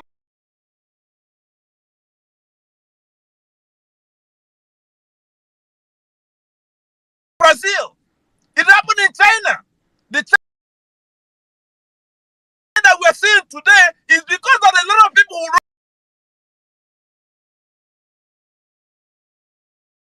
where they are today. Enough of all this rubbish. Nigerians, when are you going to say we have had enough? When are we going to say it? Savik, not just pay the price. People died. People died. Go ahead, my brother. Exactly. So all this talk about, oh, justice, I have moved on. I have said it for the last couple of days. I have moved on their judgment. They should go ahead and give any judgment they want. It's left for Nigerians to decide we will take this or we will not take it. See, freedom is not cheap. Freedom is not cheap. I think it was Zimi that said it. He took the word out of my mind. Freedom is not cheap. And see, the oppressor cannot willingly give you freedom. Freedom must be demanded. You must demand freedom. It is not something that you just sit down and say, oh, give me freedom. Nobody is going to give you freedom. You have to fight for it. You have to demand it. And one thing I want to lift each and every one of you this evening. The situation you find yourself today, you are very close to removing yourself from the shackles and bondage of criminality that is going on in Nigeria. You are very close. If you miss this opportunity, you are not going to get it again in the next generation. This kind of opportunity comes once in a generation. If you miss it now, you are not going to get it in the next generation. And people like Peter Obi, they come once in a generation. They come once in a generation. If you miss it now, sorry, will be the second name of Nigeria. You've not even started seeing suffering. Just fold your hands and miss this opportunity. Then you will see the meaning of sorry. Then you will see the meaning of calamity. You've not seen anything yet. Fold your fucking hands and allow this opportunity to pass. Then you will see what will happen. Saddam, I yield. Thank you very much, my brother. I don't even know what's happening, but thank you very much. Saddam, God God bless bless you. Savik. God bless Savik. Go on, Wilmina. Go on if you want to say something. Go on. No. You know- I just wanted to say that. I mean, what Savik just said, I think is what I've been trying to say for a long time. I like when people say it in different ways. See, it's not about permutation. It's not about oh, hey, this is another opportunity. Hey, will our Arsenal or let me know if football so people don't think it's a joke. Oh, will our obedience win their abado or something? This is not it. This is not it. This thing we are playing with here. I'll tell you, this thing we are just playing with here and looking as if tomorrow is just another day now. I was seeing some people that was with just now. We're trying to just play around it. I said, you are playing with fire. This opportunity we are playing with like this, if we miss it, I have said, just forget it in this generation. Saddam was saying this thing just now. Some people think it's a joke. Imo election, forget it. What? Just forget any election. Anything can happen. Because some people don't understand that if the judiciary gives the wrong judgment tomorrow, what it will mean alone for Nigeria. I've said this so many times that people don't understand what is at stake. If you understand what is at stake, you'll be very disturbed. You will not have time to be thinking whether or not judiciary will support us or not. You will be disturbed. That's what will be your problem. I'm not disturbed about what is at stake. Because what is at stake is that, first of all, Nigeria is gone. It's gone. It's gone. It's gone. I can't overemphasize it. If the judiciary makes any mistake tomorrow, Nigeria is gone. What will just happen? We've not even left anywhere. Edo State election, Obaseki is writing result. That's local government. Local government. Oh God. You see, Alex Oti, the struggle Alex Oti will face before his first term will finish. The struggle we face, Alex Oti may eventually need to go and bow to Tinubu to win another election. To win it. Abia people can go ahead and say, oh, don't worry, we will fight. We fight. We fought it the first time. You are joking. They will write a result somewhere, and anybody that Tinubu wants to be governor of Abia State will be governor of Abia State. Some people think it's a play. We go there on the show and laugh vibes. They hear they play. So I'm sorry, go ahead. Thank you, my brother. My major issue in this whole stuff is the precedents we're about to set. The precedents, it doesn't augur well at all. You can see all the signs there. It's just like I always say the greatest gift anybody can say we have is the gift of hindsight. So even if you make a mistake or you do something today, in 5 weeks' time, we can look back and say, that stuff I did, it was not a mistake, it really worked well. Some people sat down in 2015 and told people that APC is a cancer. APC will only bring hell to Nigerians. And many of you were hard-headed. You used tribalism, you used religion, you used this, you used that, and you saw where Buhari took us to. 8 years. We have come out and we have said the same. Same people are telling people the same thing again. It's going to be pro-max. The suffering will be pro-max. You cannot stop it. It will happen before your eyes. My brothers and sisters, it is now or never. Saddam, if I may add something, if we miss it this time, it's going to embolden the establishment. They will break you finally. That's what the Lagos do. If you miss it this time, they are going to break you finally, because they know if they give you any other chance, you might resurrect. So that's the danger of missing it this time. That is the danger of missing it. If you miss it this time, they will break you finally. That's it. And there's no going back. They're not going to recover from it. No. Thank you, my brother. Thank you, Savik. Thank you. We can't miss it this time, honestly speaking. I think we understand how important this is for us as a people. And I say all the time, what do you have to lose? Ask yourself that question as a Nigerian. What do you have to lose? Weigh your pros and your cons. Ask yourself that question. And I say this to all the security forces that are always on this space that are listening to me right now speak. You see, you are not born to carry guns and be a zombie and answer oh yes and yes sir, yes ma. Go and shoot there. You go with your gun and go to that space and follow handles. Look at the handles that are talking. You are a slave. We lost 32 of our young soldiers, active young boys. I'm not sure any of them is up to 30 years. Young boys. And one of them, I think the leader, Oni. I think I don't know, it's a colonel or something, Colonel Oni or something. He that died, that was in charge of a battalion. They have spent hundreds of thousands training that guy in sandstone across the world. One of our finest of them, of soldiers, lost. Even the president did not pay them visit. No state governor went to their family houses. Their wives and children will suffer. That is the reality of the Nigeria that you're in today. It is the truth. They don't freaking care about you. So when they send you out tomorrow and say, go and stop, no, don't be a fool. What Nigerians are doing today is emancipating yourself also. Listening to my voice right now. We are here for you. You might not see the big picture right now. But hopefully you will be in a system whereby when you go out and you get a gun shot to your head or to your leg or to your body, you will see a system that will really compensate you. Not the one that will tell you, go and you'll be using... I have seen soldiers that fought for Nigeria with Boko Haram going to traditional herbalists for healing. With gun bullets in their leg, in their bodies. What is it? No, there is no greater sacrifice for a man can do than to lay his life for his country. It's a call to service. And you guys are meant to be revered in the country, but no. Politicians make you guys slaves. Look at your barracks where you live. Is that where normal human beings live?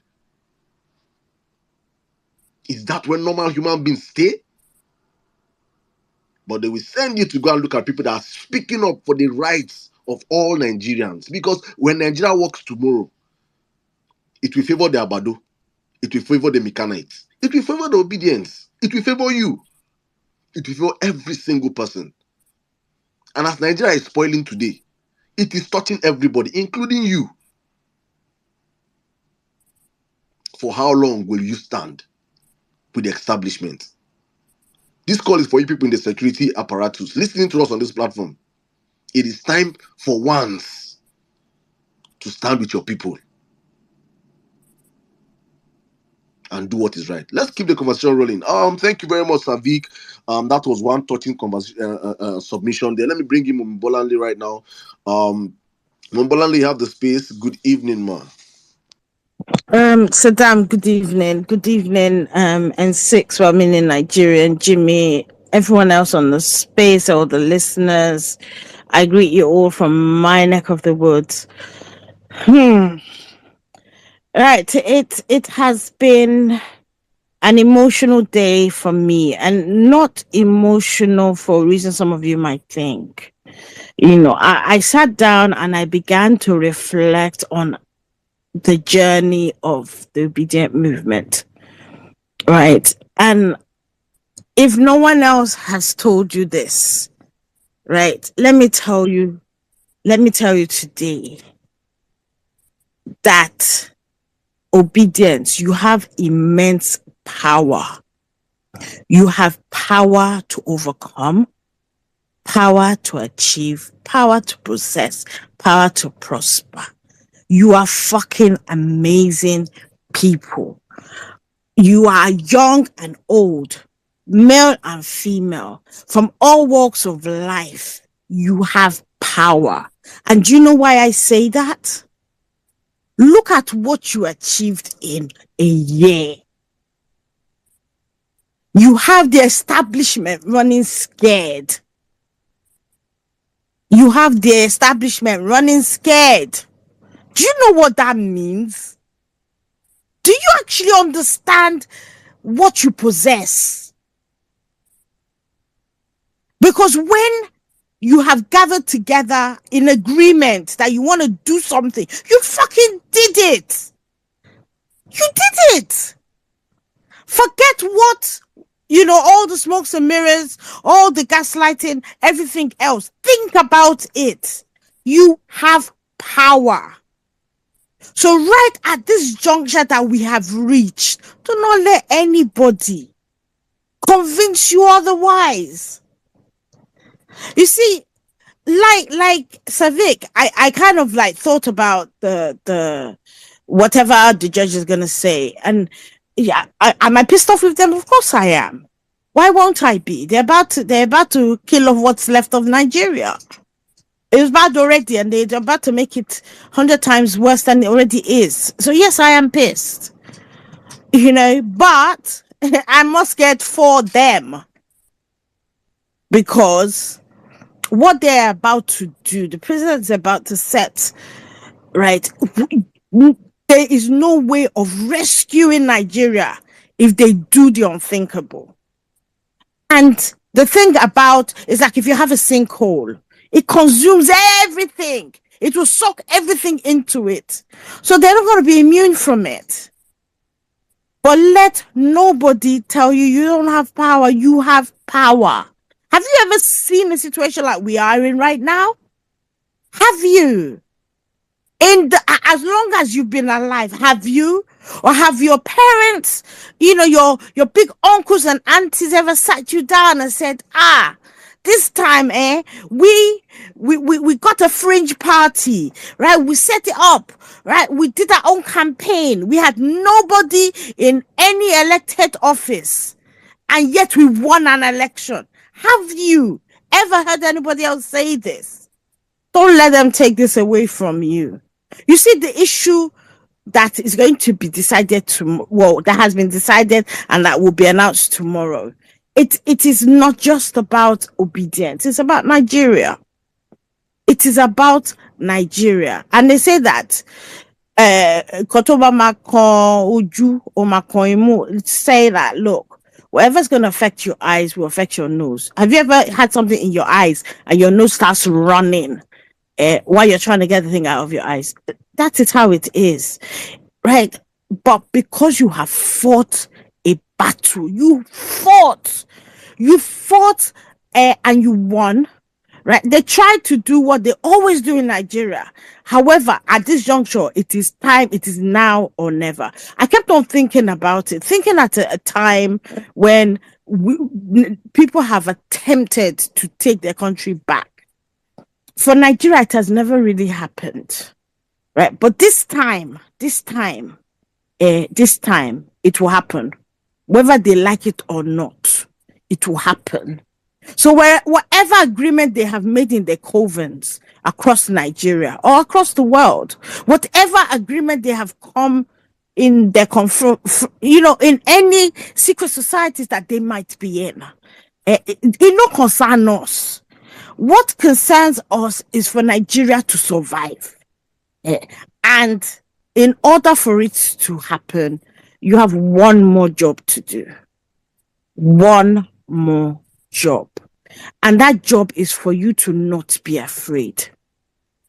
That job is for you to not be afraid. I'm not saying that there are no things to fear, but do not be afraid. That is, you see, that statement is often in the Bible. It happens again and again when they say, do not be afraid. Do not be afraid. And I'm telling you now, do not be afraid. Because you know what? What's happening tomorrow God has already predestined it. And you're all children of destiny. And one way or the other, God's plan will come to fruition. So obedience, remember you have power. Do not let them scare you into staying at home, right, and cowering. Everyone has said, most of the speakers already said it. You could be in your houses and stray bullets. You could be in your houses and where there's trying to burn a car, they throw it into your compound and it goes up in smoke. No, you have never been cowards. If you were cowards, you would not have what you achieved in the last year. Right? So let nobody. Yes, but you are not cowards. Thank you. I yield the mic. Thank you very much, Mumbala, and thank you very much. If there's something that you cannot attribute to the obedience, is cowardice, because we have shown over the past couple of years that we have outdone them. We have outdone them. A party with no governor, no House of Rep, no senator, no councillor, no nothing, no structure in Atiku's voice. They have no structure. How can they win an elections? And we came out and we won the elections overwhelmingly. We won the elections. And please, if you're up here and you want to speak, your hand should be up. Please, let's take a house and make it orderly. If you want to speak, your hand should be up, please. If not, we have a whole lot of requests out there. So, but I just want to cast our minds back a little bit for Nigerians to understand why people like us are very confident, knowing that there is nothing that can be done and giving us justice. Anything that is not justice tomorrow is an injustice to the Nigerian people. But listen, let's play a 1 minute, or I think, should I play 1 minute clip? Let me see if I can play a 1 minute clip. Yeah, let me play 2 minutes clip, please. Just give me 2 minutes, please, Nigerians. Thank you. The majority, because sometimes people come. First, you have the highest number of votes. Again, not the majority, because sometimes people confuse that. Majority means over 50%. Highest means even if you win by 1 vote. Yes, it can be 1 vote ahead. So the highest number of votes, that's the first condition. The second condition is that you must win 25% votes across 2/3 of Nigeria's 36 states, which is 24 states, plus it is an and FCT. You must win at least 25% in FCT. Okay. So even if you win those 24 states, you have 25%. FCT. You must win at least 25% in FCT. Okay. So even if you win those 24 states, you have states plus it is an and FCT. You must win at least 25% in FCT. Okay. So even if you win those 24 states, you have 25%, but you don't get 25% in FCT, there's a problem. Wow. But that has just been an added one. That has just been included. That is your constitution. That is your constitution. And now plus it is an and FCT. You must win at least 25% in FCT. Okay. So even if you win those 24 states, you have 25%, but you don't get 25% in FCT, there's a problem. Wow. But that has just been an added one. That has just been included. That is your constitution. That is your constitution. And I'll give you the section of the constitution so you can go and check. That's your constitution. That's the constitution. Yeah, that's your constitution. Well, Emmanuel, yes. I mean, That is your constitution, and there is an and you're listening to me, ladies and gentlemen. That is the popular, very popular media personality, Kadiri Ahmed, the in-law to the former governor of Kaduna State. That is Kadiri. They, before elections, when they felt that Peter Obi can never get 25% in Abuja, they came out all gun blazing, reminding Nigerians that there is an and. I think you guys should listen to this so that you can understand when you go out tomorrow to celebrate. Anything that goes against your celebration tomorrow is a revolution. It's simple. It is as simple as that. Let's play this one more time so you guys can understand. Probably my ears are paining me. We did not hear it well. Let us go again. 25% votes across 2/3 of Nigeria's 36 states, which is 24 states, plus this is an and FCT. You must win at least 25% in FCT. Okay. So even if you win those 24 states, you have 25%, but you don't get 25% in FCT, there's a problem. There's a problem for you, Bola Ahmed Tinubu, tomorrow. You did not get 25% in FCT. Let us see the magic. Justice Amani, Justice Ugo, Justice Bola and let us see that. Simple magic. And short. Let us see that magic tomorrow, please. Please. I say after tomorrow, Saddam, no need to study law in Nigeria again. Just get up and be a lawyer. Just get up and be a lawyer. No need again. Get up, go to Igboshere, buy gown and cap, and enter the nearest place like Lai Wasabi and start looking for client and court case. There's no more law, no more constitution. Thank you very much. Harry, you have the space. Good evening in 5 minutes. Good evening, everybody. I hope you can hear me clearly. Can somebody please confirm that you can hear me? Perfectly, sir. Continue. Thank you very much. Good evening, Saddam. Good evening, N6. Well-meaning Nigerian. Oteme Oato. Anyways, I don't come here to come solicit anybody this evening. Not just put on a pigeon sharply, make I do my thing, my move. I don't come to come motivate anybody. I don't come to come carry tissue, clean anybody yash. Sure, now they understand me. And at the same time, I no come to come leave to fuck yash. So now the fact I want to on our soul. Make when they listen, make it enter on our ears clearly. Fellow Nigerians, as everybody don't talk here since, but I won't explain one side we be say nobody don't retouch. As make I pick the points where NC talk, make I take start. If you know say law they your mind to study, no just bother go write jam again. No bother even find WAEC. Just go buy wig and coat or anything where lawyers they wear. Just find the nearest court. Start to the practice. You know why? Because constitution no dey. Law no even dey respect law. Talk less of criminal to respect you wey be lawyer. So may everybody start to dey move mad. That one na one side. Another side, to the military men wey dey here, I want to tell you something. Tomorrow or any day after, because Nigerians they come out tomorrow. No be joke. Nigerians go come out. Una go see people. No be all those one that they hear say men mount. Tomorrow men go remount. Me I dey confirm am for una say men go mount tomorrow. No be joke. And as men mount, you will know say your salary go fit buy a bag of rice, then pay your house rent comfortably. Carry that your trigger, come outside tomorrow, shoot am. You dey get me? You will know say na September we dey, so you don't pay your pikin school fees or your children's school fees. Carry your rifle, come outside, shoot am. You will know say as you dey like this now, you dey fit send money give your mom see comfortably for village. Carry your rifle, come outside, shoot am. You will know say they transfer you go north. You dey for northern part of the country, or you dey for like 500, 200 kilometers away from your home. Your salary, they reach you to enter motor, go back to go see your family or your children. Or if your salary they reach you, carry your rifle, come outside tomorrow, shoot them. Then you go wait for us. The last part on end be say, I want to tell you now, no be saying a threat, no be saying a promise. for every Nigerian wey una kill tomorrow, for every Nigerian wey una shoot tomorrow, make una write am, because me I go take record. Una family, everybody wey be say dey close to una, because no Nigerian escort another Nigerian come this earth. Una no fit dey kill us every time. Make be say na only remembrance we dey do. Omo, we go use una to do remembrance. Na so e be. Because as e be now, Nigeria don go full blown court. All of us now na courtist. Mona get am for mind. Now wetin I wan tell una be that. Thank you very much, my brother Harry. Thank you very much. Thank you. I think All facts. thank you. Thank you very much. All right, guys, let's move. I think I should play one more. Let me play one more because you see, I guys also on the platform, please. We are trending. Congratulations, President Peter Obi. We have over 4,000. Sometimes you don't understand how deep all of us are caught is. Asari Dokubo was entertained in Asu Rock. Okay. Tinubu's 100 days in office, Saddam, I have one submission I'll do, but today is not the day. Tinubu's real 100 days in office.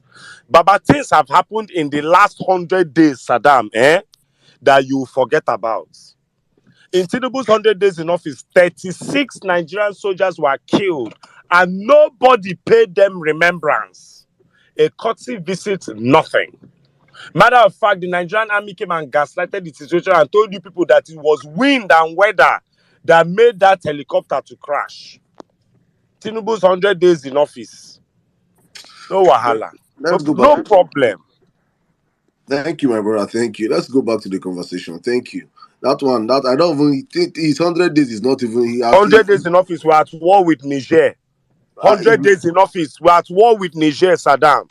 Now if you want to 100 days, is he president? He's not president now, so his 100 days. Yeah, I can't even count one day for himself. Not even. We don't have a president as far as I'm speaking. So I don't even know. You're even counting. Now wait count. So if we even the count, me, I don't even recognize it. We have no president. The other places, Azo Rock is vacant.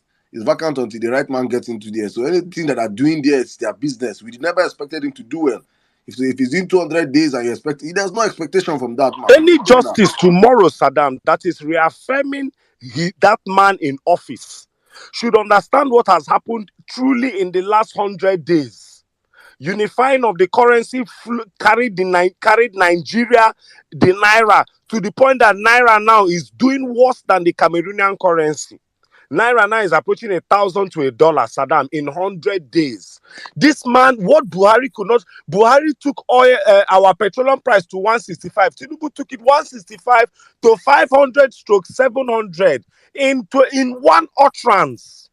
The real 100 days damage this man has done to our economy, it cannot be quantified. And somebody in the judiciary is planning to reaffirm this thing tomorrow. That is minus all the crime, the ineptitude in the last 100 days. The ministerial list alone, Matawale alone on that list is enough to pursue this entire government. And we are here. And somebody wants to reaffirm this nonsense tomorrow. God will not agree. I still believe that before those judges will read anything to support APC and not disqualify Tinubu, somebody will have heart attack on live national TV. Because this matter now, I don't know what to invoke again. It's no more funny. Probably, I make I not talk, I beg. Probably, people did not understand, and the last video I played, probably it was because it was Kadiri, and I was speaking. Let me play a video from the former INEC Resident Commissioner of Akwa Ibom State. Let people understand why my confidence is. So when I say, please, guys, I'm too confident, Saddam. Congratulations, President Peter Obi. Please let it be trending. That is what should be trending now. We have over 4,000 of us on the platform. 4,000 of us tweeting maybe 200. DSS said their number for the whole Nigeria, they don't even pass 300 safe. So those ones safe. So just say DSS no get money, they don't feel afford data. Leave those ones. No, they'll give them data now. This one they'll give them data. I can't hear Vawulence space today. Please, guys, please, everybody on the platform, please make first tweets. Congratulations, Peter Obi. Congratulations, President Peter Obi. Let me put it up on the jumbotron so that we can see what we're trending to. Okay, it's up there already.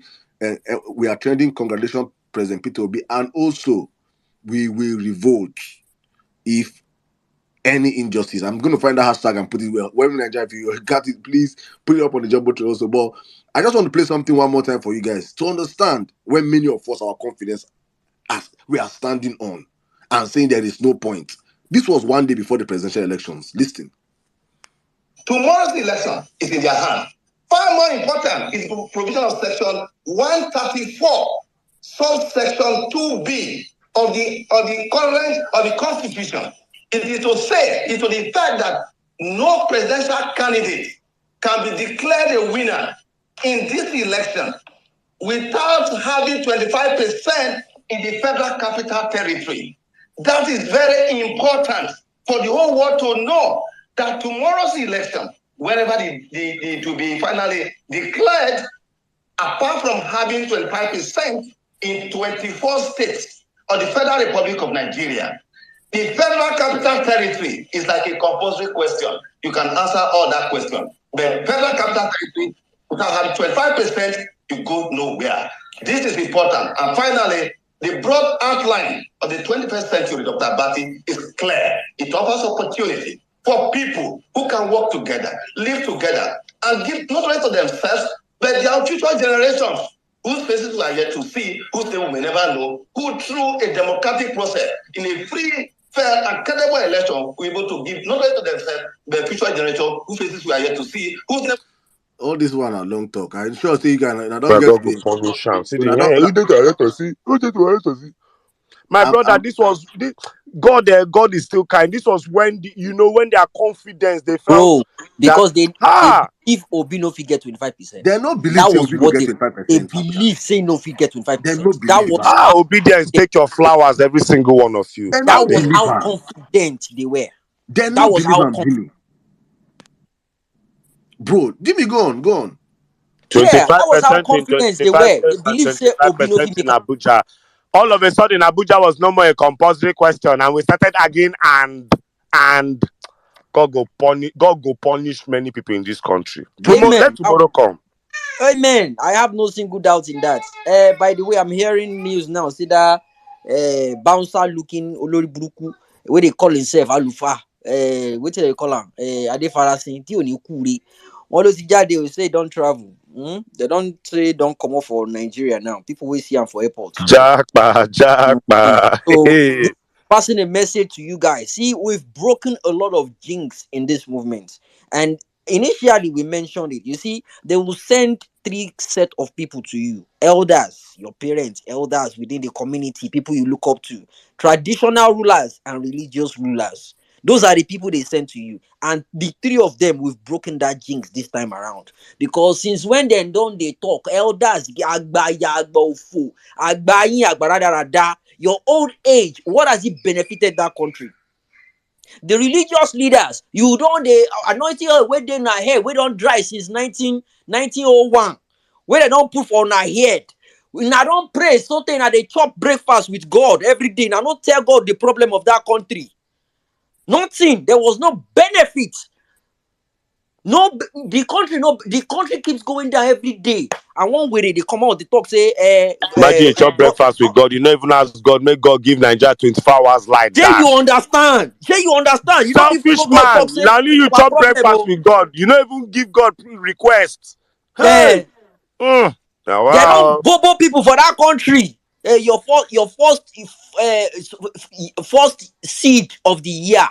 Say may you carry your money go drop. You know anyway. That will know anyway. Daddy Freeze, my colleague, when Daddy Freeze was attacking them on tight, all of them had voice. They had power for Bro, Daddy Freeze that year.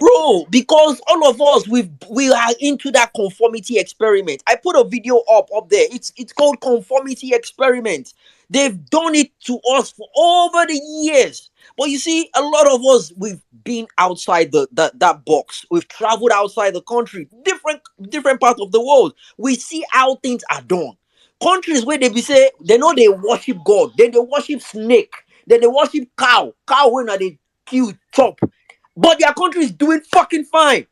They are having a good system, a system that works. One of them go pray from go read Bible from Genesis to Revelation. Nothing go happen. Say now your next door neighbor they do you. Not even marry. All the spinsters now church they go there Monday, Tuesday, Wednesday, Thursday, Friday. They pray. So which day they go work safe? The bachelors too, the same thing. Monday, Tuesday, Wednesday, Thursday, Friday. Which day? If work reach now this time around, when you won't work? Monday morning when people ọjọ́ ajé tó yẹ káwọn yẹn lọ sọ̀rọ̀ ajé Monday. You see people they go church with handkerchief and Bible. Handkerchief, that handkerchief, they believe say if they use the handkerchief, do anything. No, na prayer don't answer.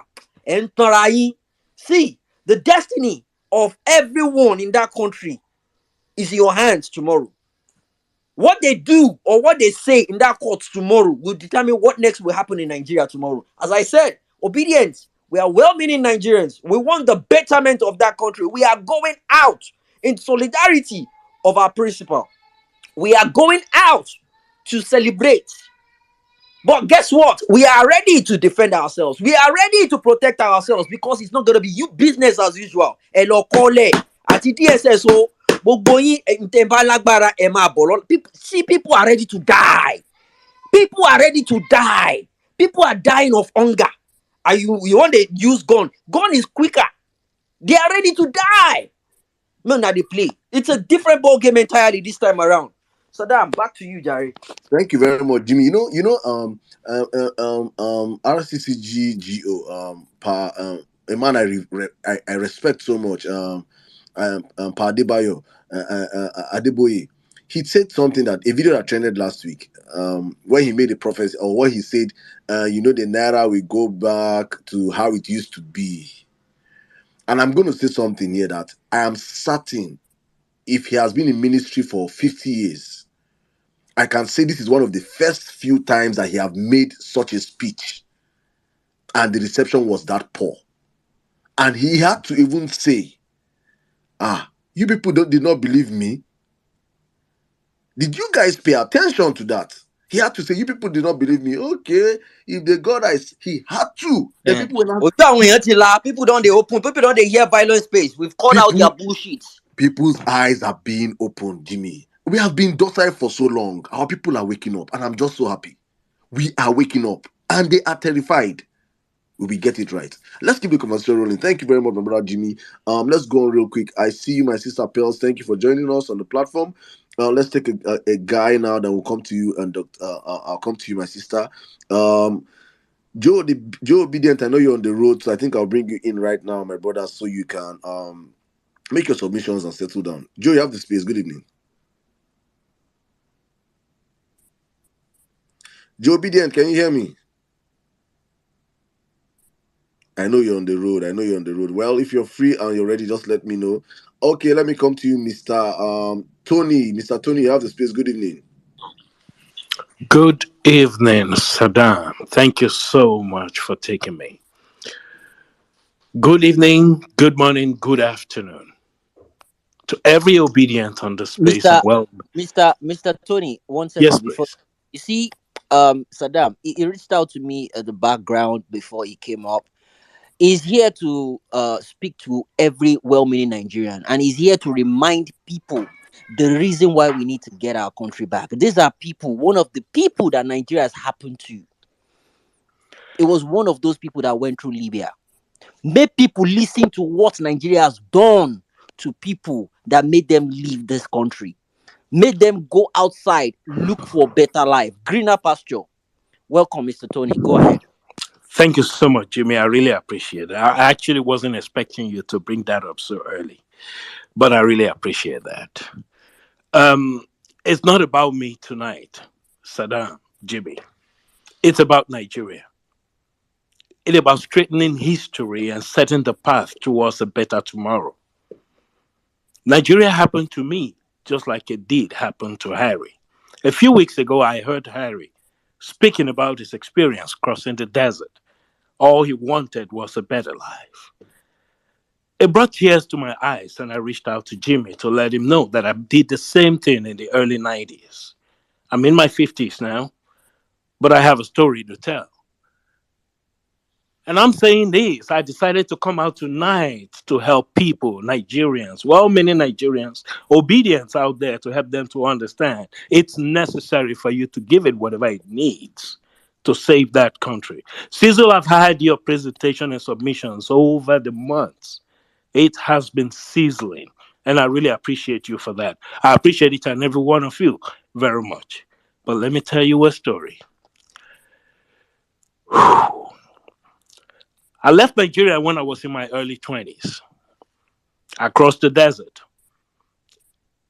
And I'm not saying it to scare anyone, but just to help you to understand that you have every reason to fight. Give it whatever you need to do to make Nigeria a better place. I buried more than 20 Nigerians on my way to Europe, all because what I wanted was a better place, a better country, a place that would give 20, me you what said I need. 20. More than 20. 20. I'm not, yes, I'm not trying to scare anyone. It breaks my heart each time I see the shores of Italy and bodies washing up there, of Nigerians and Africans washing up there, because all they wanted, all they are in pursuit of, is happiness and the simple things in life to help them progress and proceed and move on with what they desire to achieve in life. But that has been denied us for many times, and it has been as a result of the failure of leadership in Nigeria and in Africa in general. I'll be particular about Nigeria tonight because that is my country. That is where my heart is. Everything Nigeria denied me as a country, Germany gave it to me 3 times over. I don't want to go into details. If you were on the One MMC March crew earlier, then you would probably heard a little bit of that. But here's the truth. It's important and necessary for every Nigerian, wherever you might be, give it all you need, all that is necessary to save that country. I am sick and tired of being disrespected as a Nigerian. I am sick and tired of what is going on in that country. And I am sick and tired of trying to prove myself at all times, despite all we contribute to the growth of this economy in the Western Hemisphere. I want to thank each and every one of you for everything you're doing. But let me go straight back to my story again to help you to understand how it was in the desert.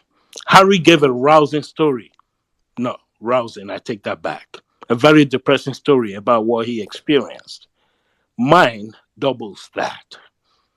As I said earlier, I buried over 20 Nigerians along in the desert. I almost lost my life on the Ahaga Mountain. But for some reason, I survived it. The Libyan Secret Service tried to recruit me as an informant back then. I had to escape Obari in the night with only a jogging suit all the way to Tripoli. It took an 8-hour ride to Tunis before I managed to escape. I didn't use the boat. I flew from Tunis down here. I walked 3 nights, no sleep. I saw grown big men drop down dead in the desert because they couldn't continue anymore. Harry can confirm this. I'm saying all this because I want you to understand that Nigeria happened to many of us. I'm just one of them. And if you are in Abuja, tomorrow and you are sitting at home, you are not within the court premises, and you consider yourself an obedient or a well-meaning Nigerian, then you don't have any reason whatsoever to attribute these qualities and values to yourself. Strip it off. Okay? If you are an obedient a Nigerian and a well-meaning Nigerian, you should be within the court premises tomorrow, praising, begging, and shouting with pots and pans, banging it together. Let them know you are there because Nigeria deserves a lot better. What I do for a living today is irrelevant, but please understand that I've seen the world. Like I said earlier, everything Nigeria denied me, Germany gave it to me 3 times over, and I've had the opportunity and privilege to visit more than 70 countries. In the past 6 weeks, I've been in 6 countries all over. I almost had a drink with Jimmy, but he just couldn't make it. And this is what I want every Nigerian to be experiencing. I've seen good life and good opportunities, how a system works. And Nigerians deserve that because we have more than what we need to make it and survive as a country. In the 70s, Nigeria was paying the civil service in South Korea. In February, I was in South Korea. It was unbelievable. Someone I had a business lunch with turned down my offer for a lunch because Nigeria elected. That was the ending of March. Nigeria elected a drug dealer. And that was very saddening. I You see, experience that every Mr. now and Tony, then. sorry, we didn't elect him. Some people put him there. Sorry, I didn't get that, Jimmy. I said we didn't elect him. Some people put him there. He was That selected. is very correct. That is very correct. Thank you. He was selected and put in there. Business meetings cancelled, business opportunities cancelled because we have a man who does not deserve to be there. It's important that we understand what is at stake here. So if you are in Abuja, please give it all you need, all that is necessary. It is worth it. I don't consider myself a lucky man. I just consider myself a simple, ordinary man wishing for the best. I don't want any Nigerian to go through and experience all this again. And that's why I decided to come out tonight. I almost did the night when Harry came up, but I decided that no, I will wait up because tomorrow, in my opinion, is Nigeria's new Independence Day. Either we get it right or we fail together as a people and as a country. You must wake up tomorrow and march to the court. Give it all that is necessary, all you need to do. We must take back our country. Please do whatever you need to do. Saddam, Cecil, Jimmy, I thank you all so much for all you've been doing over the months. I have always listened in on the violence space. This is the third time I'm speaking. The first two occasions, I was just kind of like trying to get my feet wet.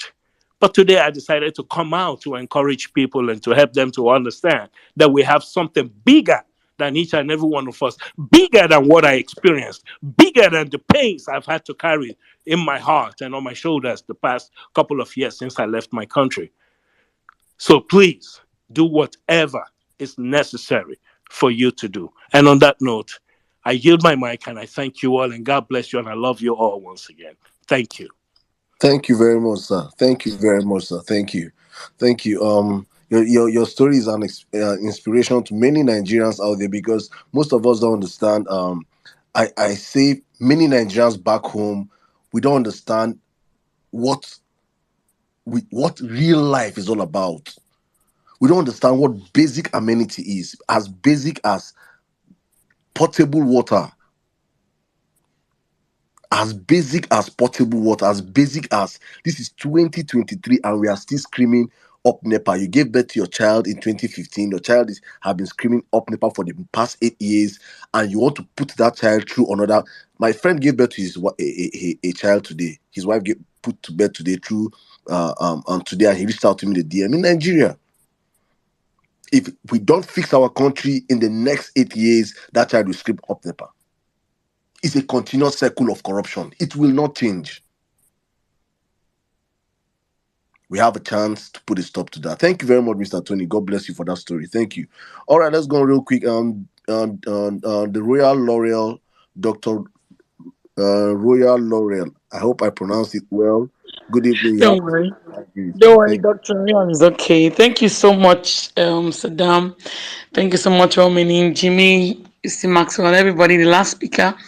Thank you so much for giving the opportunity to speak. Sorry, please. Sorry. Well, please check your DM. Thank you. Go on, man. Yeah, I'm always very grateful to speak on violence space. I think it was a privilege to be among this wonderful, patriots of our nation. I don't have so much to say today because, like we said, we've said so much already. But every single obedient who has been involved in this movement from last year when we started this movement, this is like the high point of our work of the movement. We thought the elections would be the high point where we'll do this, win the elections and go celebrate. But of course, Nigeria happened to all of us again. And we're told to go to courts, and now we're in the courts. If you've ever supported the movement before, this is the time where you should come out like blazing and blaring and with all your full support, especially for those people who are right in Nigeria, in Abuja precisely, and all the different cities and towns that are in the country. Because all our work will be like we just wasted our time. And let nobody even mistakenly mention 2027 in my ear. I don't want to hear it. Because tomorrow is not promised at this point. If we let this go, like everybody has been saying, if we miss the opportunity, tomorrow is not promised. And there are many people who want to be politically correct. And I know lots of them who want to say, oh, no matter what happens, 2027, we know, but for crying out loud, how are you sure? See what happened in those states. We should keep our anger on like never before. And every opportunity you have, you fight like it's the last day of your life. You know, like we say in church, fight like that's the last day of the war. Like after will take place tomorrow. For those of you that are Christians, and if you're an obedient, do like this the last day that we have in our lives. So fight for our nation. The time has come. Oh, we hear the parents screaming. Yes, we hear the husbands and wives talking. Stay indoors. Be careful. Oh, blah blah blah blah. But we've heard this all our lives. Where has it taken us to? Where? Where has it taken us to? I keep saying this same word. Our parents were beaten to submission by the military and by bad governance, and they couldn't fight. They couldn't fight for us. Are you gonna fail your children too? I tell my mom, what happened that Nigeria is the way it is? How come? What happened? What happened all those years? Now my kids are asking me, and I don't have what to say to them. Why is Nigeria the way it is? Are we gonna fail our children too? Are we gonna fail our children? I mean, there's nobody, at least if anybody, almost all of us here are 20, 30, and 40 and over. Are we going to fail our children too? Are we going to fail our children? Are we going to behave as our parents behaved? Let these criminals ride the country into oblivion. For crying out loud, countries have failed.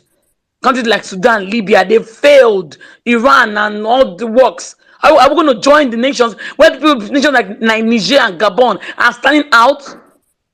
I'm hearing that the French forces are leaving the country, negotiating to leave Niger now because of the protests. What are we doing? So, like Ramin Nigerian said, I'm going to repeat what he said in closing. Ramin said they're going to be straightforward. He said that they're going to give us tomorrow, or they're not going to give us. Whichever way, we're not going to back down. Because, like I said in a space today, I said if they even don't give it to us, I know that we are very, very positive. We have everything, 25% and more, all the perjury case and everything against Tinubu, and all the cases, knowing that we have won. But if they don't even do it, it's the beginning of a new movement, of a new fight for our nation. We will not back down. We're not going to let it go. Nigeria must work in our time. Nigeria must work in our lifetime. If we make up our minds, it will happen. It must work. These people don't have two heads. Nigeria must work in our lifetime. That's our decision. We're going to work. I'm going to do that. Starting from tomorrow, we're going to be all out on the streets. We're going to do what we need to do. Let them come with all their guns. We're ready. And let us stop being cowards. I believe obedience and not coward. We did it before. We can do it again. We did it on the 5th of February. We can do it again tomorrow. And we can do it again in the coming days. I believe in us, and I believe God will do it for us.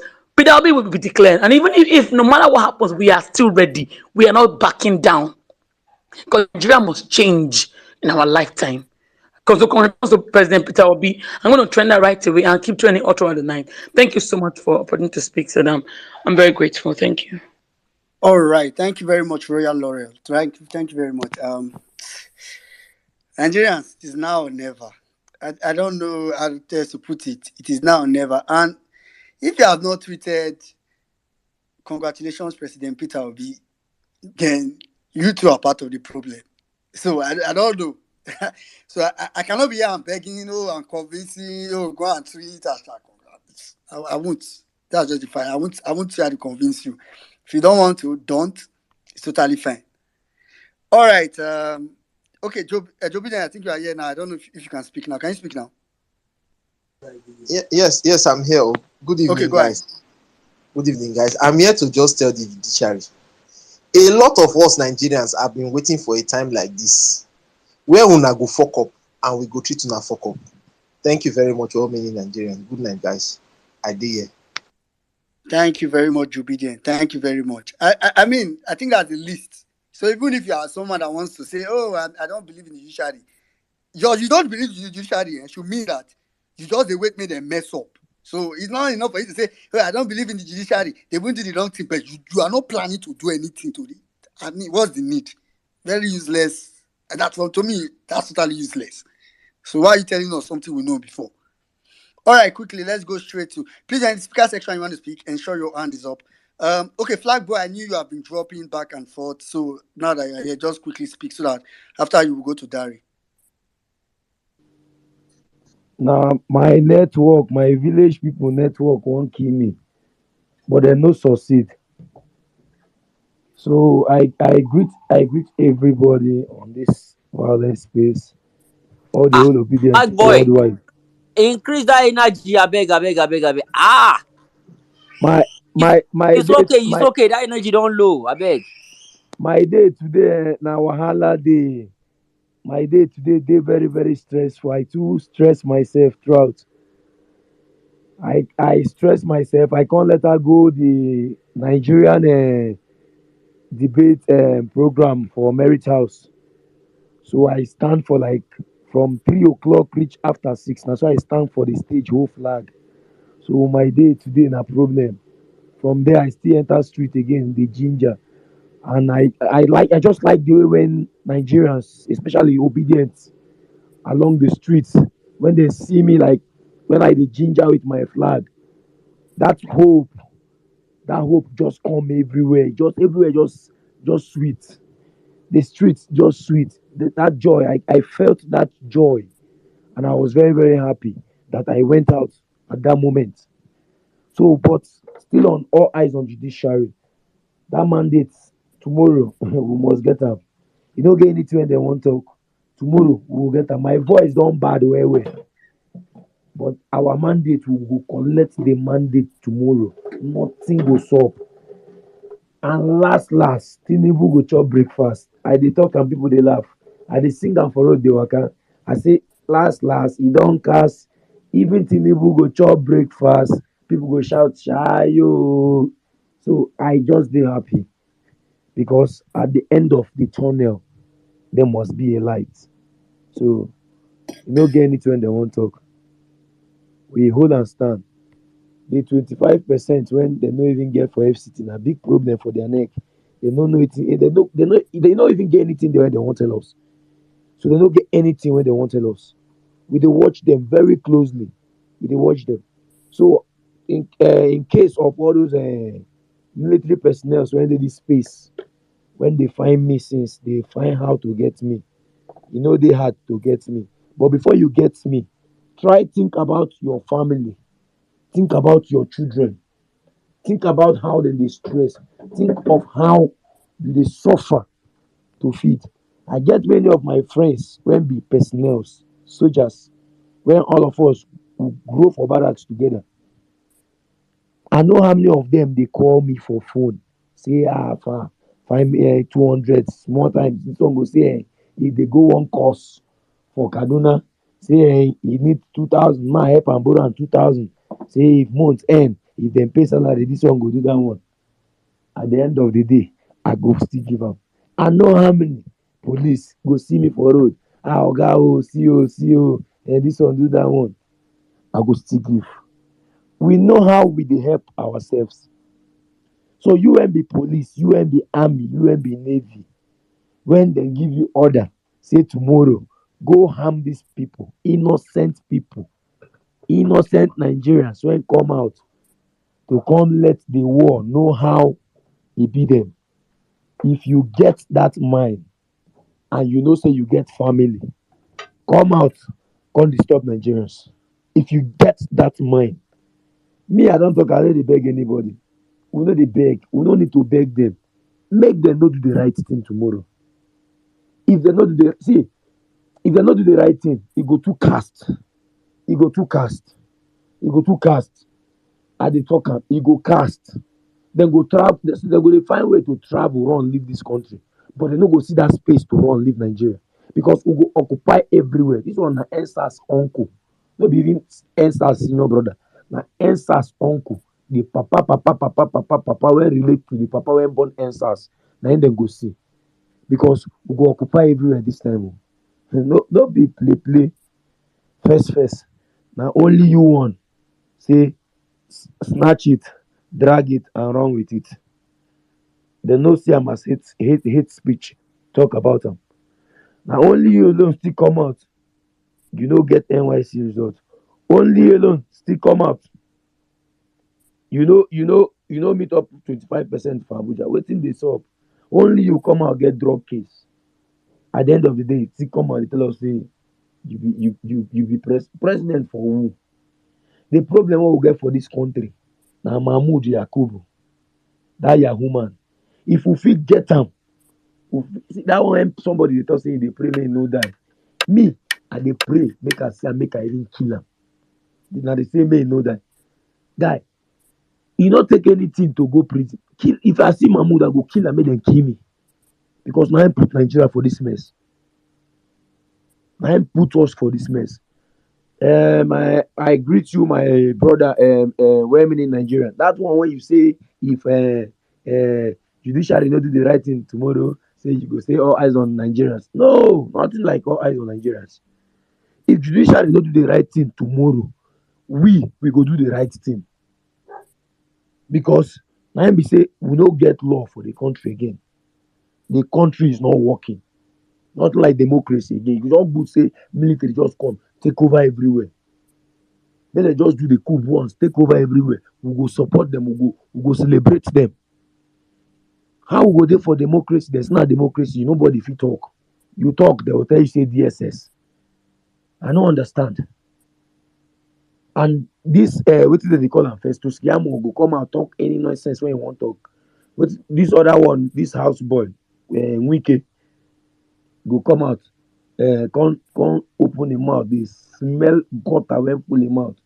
I don't know anything PDP they do for weatherman. They never knock a suspension since. Say go demolish here, demolish. We dey this Fly boy, Abuja. make we dey go. You see this Abuja where we dey. We no dey go anywhere. Oh. We no dey go anywhere because first now, dog death when one kill dog, you don't go allow am perceive the smell of shit. Shey then come out inside last week. Go demolish where Fulani people they stay along Flag expressway. boy, flag boy, real quick before you round up the next 30 seconds. Quick question: you are in Abuja, right?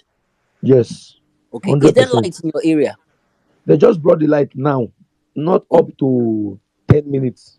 because a lot of people are reaching out to me to let me know they've cut off their lights in Abuja. People are complaining of not Yes, charge their that's phone. that's they haven't been light since 9:10 in the Okay, morning. so my advice to everyone in Abuja: do not depend on NEPA. If you sabi person wey get generator, charge your devices. Get ready for tomorrow. Now people wey want televise wetin dem dey call am, wey want televise live broadcast be that o.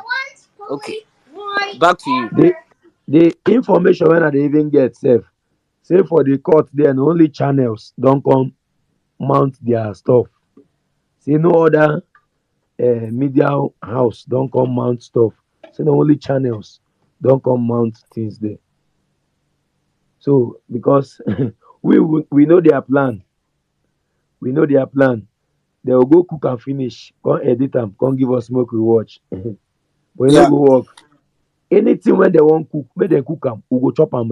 But last, Tinubu go chop breakfast we tomorrow. chop Whether breakfast, it's correct. sweet or e no sweet, we go force am, e go chop am. And if care is not taken, the judiciary go follow chop that breakfast. All of them for this country, dem go chop that breakfast because time don reach where we go dey find them one by one, house by house. We go dey go street by street.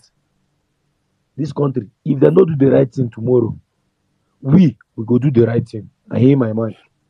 All right, thank you very much, Flag boy. I just wanted to tell everybody that Flag boy is in Abuja. He's in the street. He don't turn how the street be. So for all the mongers to say, hey, the street, oh, you can't do this, you can't. In the sing chorus, there's some people they give a backup for street. You go cause as you, no go fit go court tomorrow. They play yourself. Tomorrow, see you in court.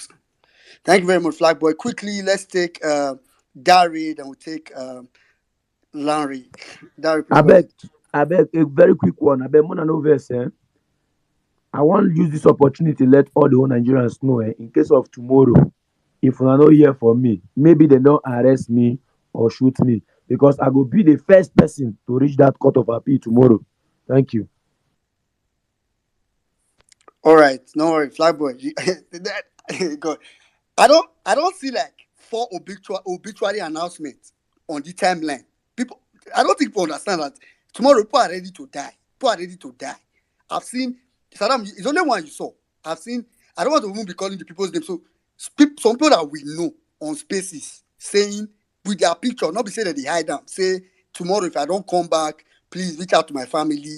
Now they play. We're gonna they play. When I say tomorrow now, answer. So people, David Duda said it. The next people that will come out in Nigeria, people that are ready to die. That's the next people that will come out in Nigeria. Anyway, Flyboy, thank you. Quickly, let's go to Dari.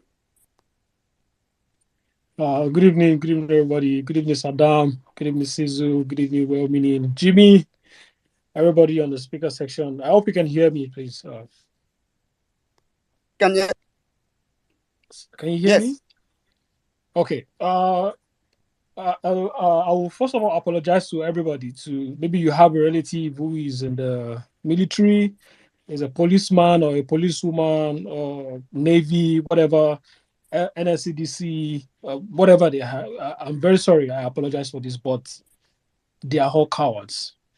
If you're here on this space, you're a military person, you're a security, you're part of the security apparatus in Nigeria, you are a coward. COWARDS in capital letter. You are a coward. That is the main thing. Why? Because how can these people be killing you all this while? Terrorists, bandits, they've been killing you, messing you up, coming out, making videos of you, and saying all rubbish. When I don't get level, we'll kill them, blah blah blah blah blah. And then you cannot wake up one day and say enough is enough. Enough is enough. We must take back our country. We must secure Nigeria. We must safeguard the borders of Nigeria. We must make sure we send these riffraffs to hell. But then your superiors will come out and release memos or informations or press release and say, oh, yeah, the whatever they were, it was a mishap, it was an accident. Later they will say yes, they were attacked. Later they all kind of stories, and they will mess you guys up. At the end of the day, they will still pay you peanuts. At the end of the day, what the highest job you do is you carry handbags for wives of your superiors, for wives of billionaires, for wives of millionaires. That is what you do. That's why you are cowards. And then when you have the power to do something is when you have your gun and you see peaceful protesters on the streets and then you shoot them. You shoot the friends of your children, the friends of your brothers, and the friends of your sister, the fathers of your brother, the fathers of your friends, the fathers of your whatever your relatives. You just shoot them. Those are the people you have power on. That's why you are cowards. You are cowards. Tomorrow people will go out and watch the judiciary live. They will watch it anywhere they find themselves. And then the people in power will call you how to come out and come and do whatever nonsense they're asking you to do. You have a choice to make tomorrow. Security agencies in Nigeria, you have a choice to make tomorrow. They have been paying you peanuts. Tomorrow you have the choice to join the people of Nigeria and take your country back and make sure that everything becomes better for each and every one of us, because we are not fighting for ourselves alone. We are fighting for you too as well. Imagine paying you, is it 50,000 or 57,000 naira? And they carry a gun in your hand, they give you a gun, and then you start misbehaving up and down. And the people who give you these guns, they had billions, millions of naira. Look at you. You are fucking cowards. You have a choice to make tomorrow. You have to join the people of Nigeria. If they give you any order, that goes against the oath which you have sworn, if they give you any order that goes against the oath which you have sworn to protect the people of Nigeria, you are a coward if you carry out that order. You are a coward if you carry out that order. and your name will be forever remembered if you go against that order and stand with the people of Nigeria and shield Nigeria tomorrow, and make sure that the judiciary do the right thing. Enough is enough. We must not allow this to continue. If you do this to well-meaning Nigerians, the people who will teach your children, who will take care of your children, who will lecture your children will be criminals. And if the judiciary messes up tomorrow, we should all know that there is no constitution in Nigeria anymore. Nigeria becomes a full-blown lawless country tomorrow. The prisoners in the jails, they are free to leave. Just so you know, Nigeria has no constitution tomorrow. If they mess up tomorrow, Nigeria becomes a lawless country. That is just the fact. We do not have a constitution. And then to the judiciary, you have a choice to make.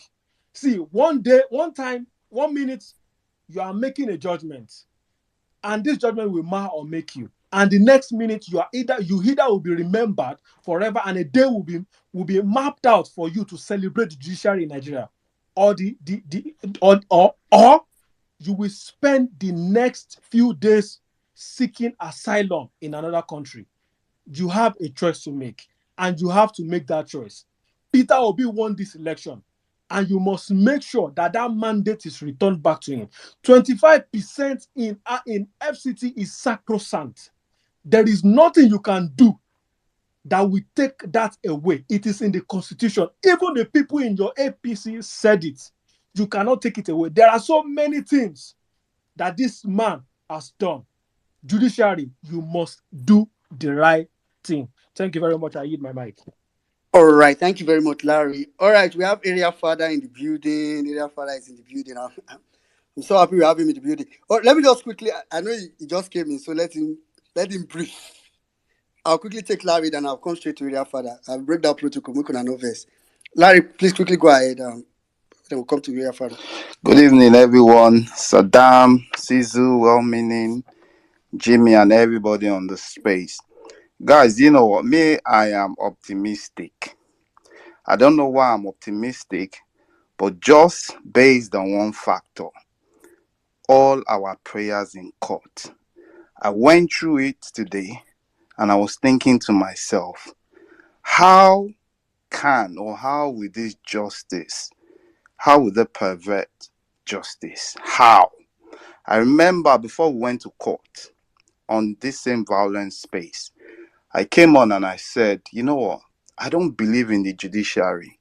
I remember Saddam and Sizu, they jumped on me and said, think about it.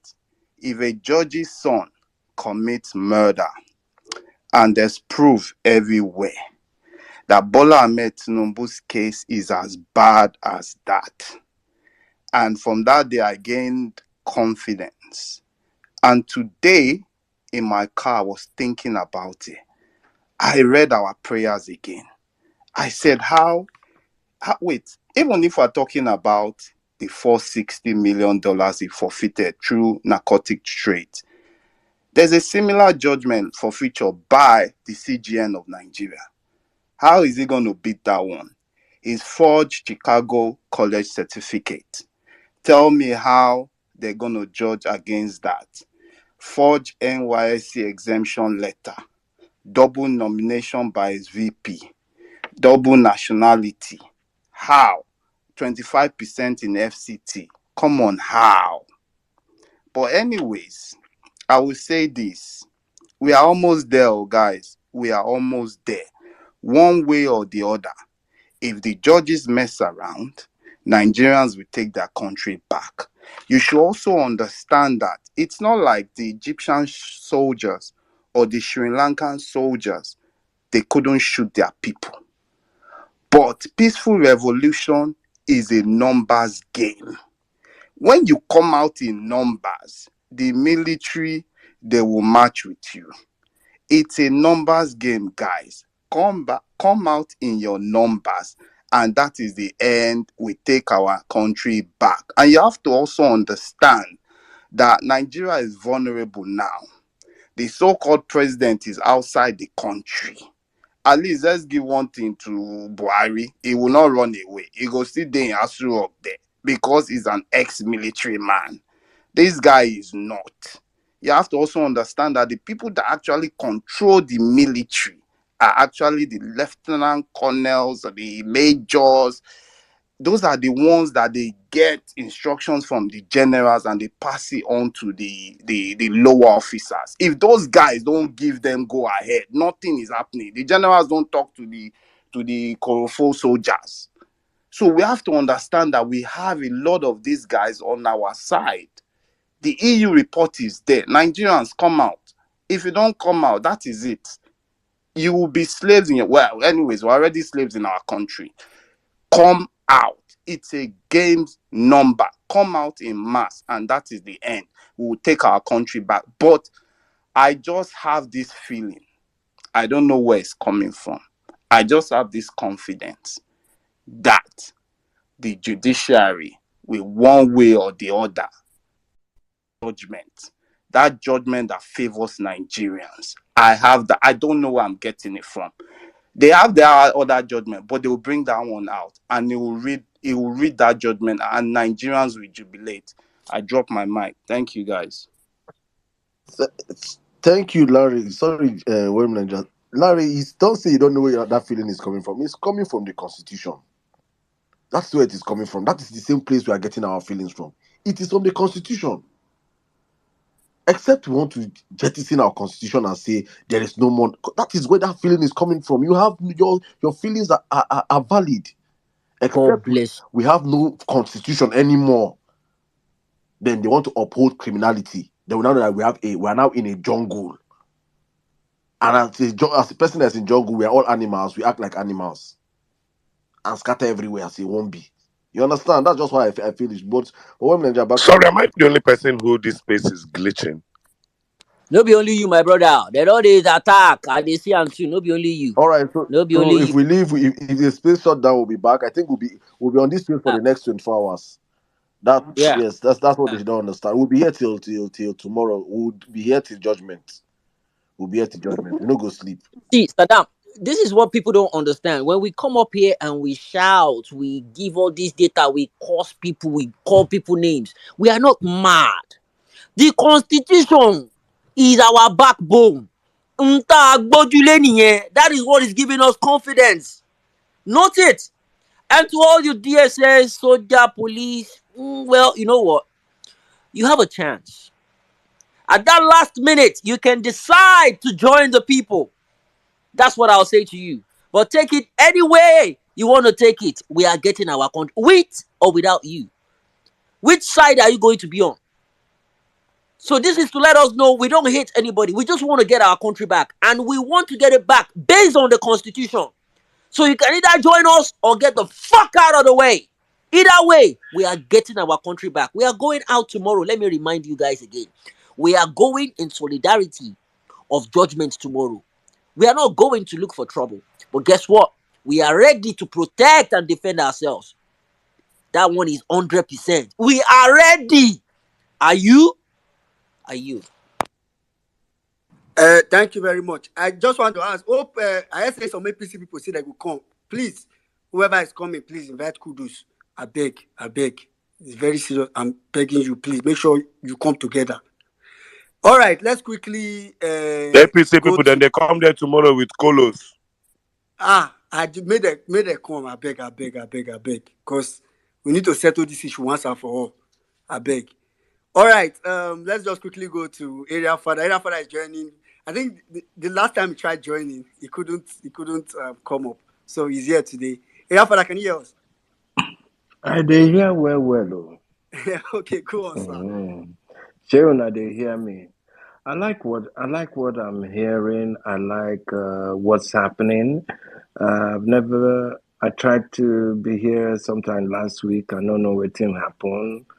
I no fit talk, but when I come dey hear some exceptional young people they talk on this platform, waiting father like me get to talk. All I get to say be say I dey very, very proud of many of una, how una dey hold forth. Because all this wayo, at one point or the other, It must stop. It must stop. We can't have a country that is being run by known criminals. Hapa, wetin we wan tell our pikin again? Say school na scam? Wetin we wan tell them? So all these things that we are seeing, I know say dem don arrange themselves and dem go do like criminals they always do. Dem don plan everything. Now they will say they want televise. When we ask them to televise am from the get-go, so why are they agreeing for that? Why all of a sudden everybody don't take off? So listen, you know when mad person come, they do whoa, they come off for street, people go they fear, make they no one get contact with mad person, they don't know waiting the mad person fit do. If you know mad, follow that mad person, make you know say your own madness passing on. You go to think say the ultimate right to dey terrorize you every day. Now he get am. So enough of all this nonsense, enough of all this bullshit. Me, I dey join to beg everybody, all my children, all the people wey believe in a new Nigeria, that a new Nigeria is possible. I beg make una comot. After all die na die. Because we can't continue like this anymore. You get to come a stage where enough should be enough. And so far, don't tire me. I sure say it don't tire everybody. Okay, so I just want to say I'm proud of you all. I like what is happening here. And please, tomorrow we get to show these people, say, now we still get the street. Not to them. Thank you.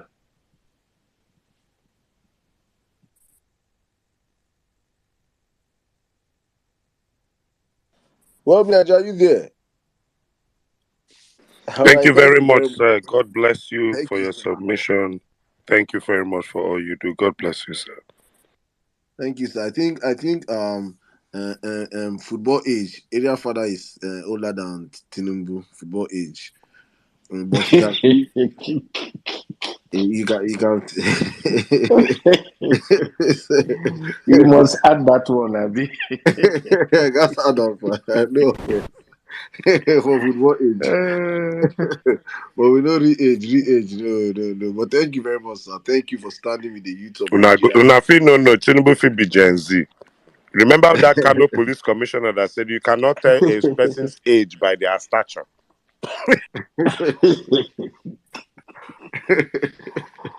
All right, thank you very much, man. Thank you. Okay, let's go with the conversation. Thank you, sir. I just want to add to this that it's good to see that people your age your age grade, we have them in the house that are also standing up and speaking and encouraging young Nigerians. I'm just imagining how you guys in your time you were looking at it and trying to get in Nigeria that works, and up until now you're still struggling. You're still joining us in the struggle. I think at this point in time it's now or never, because you guys have to see an Nigeria work also. You guys have sacrificed so much over the years, should see a Nigeria that works. Thank you very much for standing up, encouraging Nigerians. Please help us use your platform and talk to Nigerians also tomorrow. Encourage Nigerians across the country, wherever you are. Please be out tomorrow in solidarity, supporting our brothers and sisters wherever they are, hands on hand, saying give us justice tomorrow. And hopefully we'll be having that hashtag trending tomorrow. Congratulations, President Peter Obi. Please, guys, everybody on the platform, make tweet with the hashtag congratulations, President Peter Obi. That hashtag is compulsory. Please, everybody on the platform, I am indulging all of you. As long as you're obedient, use that hashtag. Congratulations, President Peter Obi, and we will revolt against injustice. These are the two hashtags that are trending right now. We will revolt against injustice, and congratulations, President Peter Obi. In that order. Thank you very much, guys. Thank you for sticking with us. We will be here for a very long time. Hopefully, we'll be here till tomorrow. I pray and hope. If I'm tired, I will call in. We'll get co-hosts. We will be hosting this space till we get our verdict tomorrow, hopefully by the grace of God. All right, let's go on with the conversation. Well, I don't know if you're back. If not, I don't know Yeah, if yeah, I'm back. Can you hear me? yeah, please. I think Real Best should give us submissions up because he's Yeah, an all right. admin. Let's go ahead. Yeah.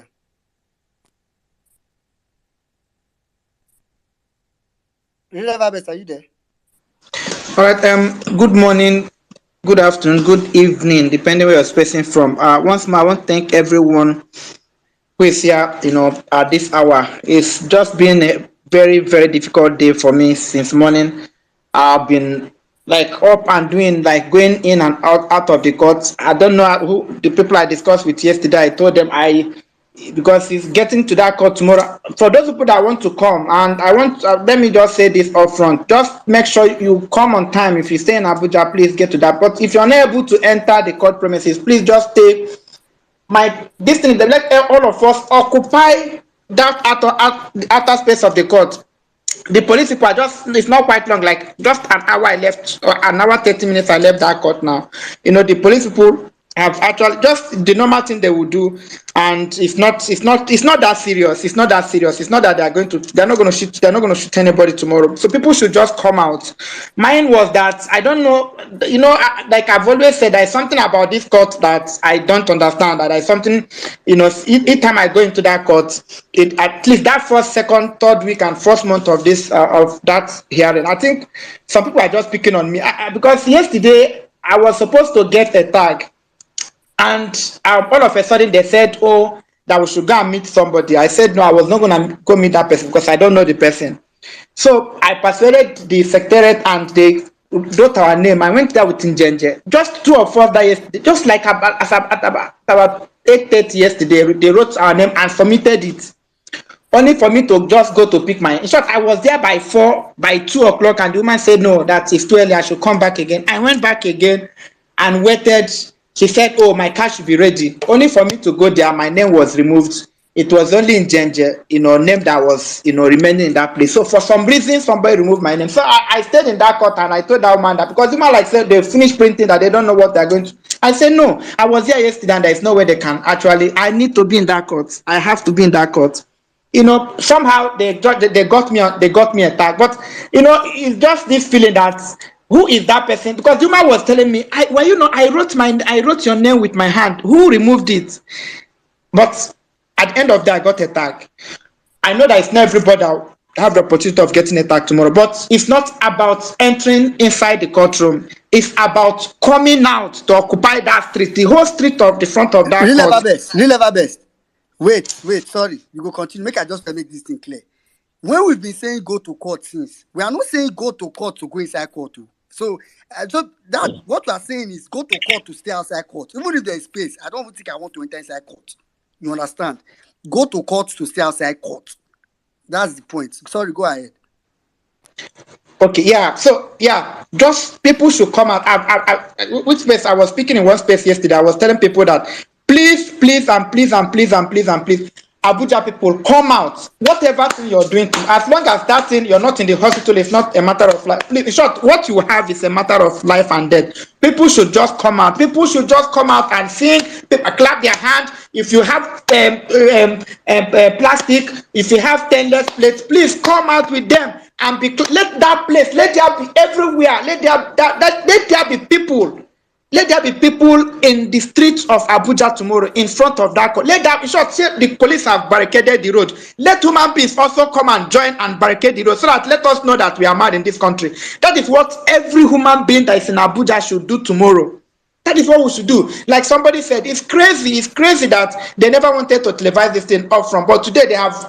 Somebody was saying that no, all of them have. All the media people are there, AITs there.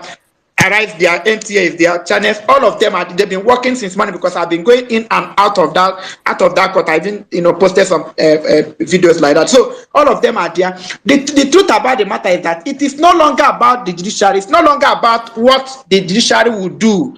Whatever thing they will do, they have done it. Whatever thing they want to write in that judgment, they have written it. What is left now is, what is it that Nigerians are going to do? That is what is left. It's no longer about the judiciary. Whatever they have written, they have written. Whatever they want to judge, they have judged already. The question tomorrow is that, what is Nigerians going to do? What are we going to do? If this month I've been talking, the time for Nigerians to say enough is enough is now. And I pray and I hope that all of us will come out there tomorrow. When people say You are just 1 minute away from being kidnapped by Boko Haram. You are just 1 minute away by dying in this our, our hospitals that you don't have equipment. You're just 1 minute away by dying in road accidents. You're just 1 minute away by being kidnapped. You're just 1 minute away by dying in Nigeria. You're just 1 minute away of trying to jump through the desert and you die. You're just 1 minute away. So what is this idea that people, that people want to die? And I know that each time I talk about religious leaders, people get offended. The truth about the matter is that we are foolish in this country. If you don't go to church on Sunday and occupy, somebody will wear designers in a Nigeria that is dying. Your pastors will wear designers and be preaching to you that it's not talking about the past, it's talking about the present. If we are not mad in this country, I don't think that people will just go to church, because it's because you go there and sit to listen to this rubbish that these people say. That is why they get the infantry, they get the temerity to be preaching this nonsense to you. These people, I've told you guys, these people, the major problem we have in this country is just that, because religion is like, if you take it, you're tipsy, you don't know what you're doing. That is what religion. I don't know how much I will say so that people will get. If people don't go to that church, no, he will not preach that nonsense to anybody. And these are educated people. That's just the unfortunate part of it. These are educated people. These are people who perhaps grew up when Nigeria worked, and today they are shepherding thousands and thousands of people. And the reason why that man made that sermon, whether it was yesterday or today, the reason why he made that, so that he will not come out, so that he will say past is past.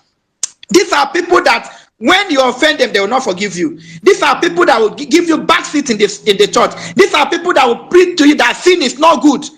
These are people that will tell you adultery is not good. These are people that will tell you fornication is not good. These are people that will tell you to sin. But they will tell you that, can you justify Satan? Satan, can somebody say, do you know that Satan does something good? Satan does some good thing. Satan give people go to native daughter and Satan give them children. People go to rich Satan give them money. Satan does some good thing. Do you not justify Satan and say, oh, because Satan has done something? Because whatever Satan does to you, he will take it. If Satan gives you from this hand, he will take it from. That is the same thing that APC does. Like somebody will say, when somebody does good thing, let us praise. No, APC is evil. APC is not capable of doing anything that is good. Therefore, you cannot make excuses. Anybody who makes excuses for APC is evil. These pastors, you're going to church to sit in their churches, they are evil. I don't know how much I want to tell you this thing. These people are evil. Stop going to those churches where people preach nonsense to you. We are here for the past how many months now preaching. Nigerians went out and voted our vote. We've been talking and talking. The pastors who are supposed to engineer, who are supposed to pray and say, this spirit that has reawakened, this renaissance that we're having in this season, that is the renaissance that we need. Instead of them to encourage us to do what we are doing, they are telling you that nobody should tell them about past. That past will kill them. It is that past that they don't want to talk about. It is that past they will kill them. I pray today that these people will not know peace. Their children will not know peace. Wherever they go, they will think that this government has Nigerians, because you go and pay tithe to them, buy their books and buy their olive oil and go to their churches, contribute money for them. They are living fat and wearing designers and tell you to forget about it. God will punish them. God, their children, their generation will never know peace. You see, the next kidnapping should be them. Because that is the problem. That is the reason why people would want to go out, because they believe that God is going to do something for them. There is nothing God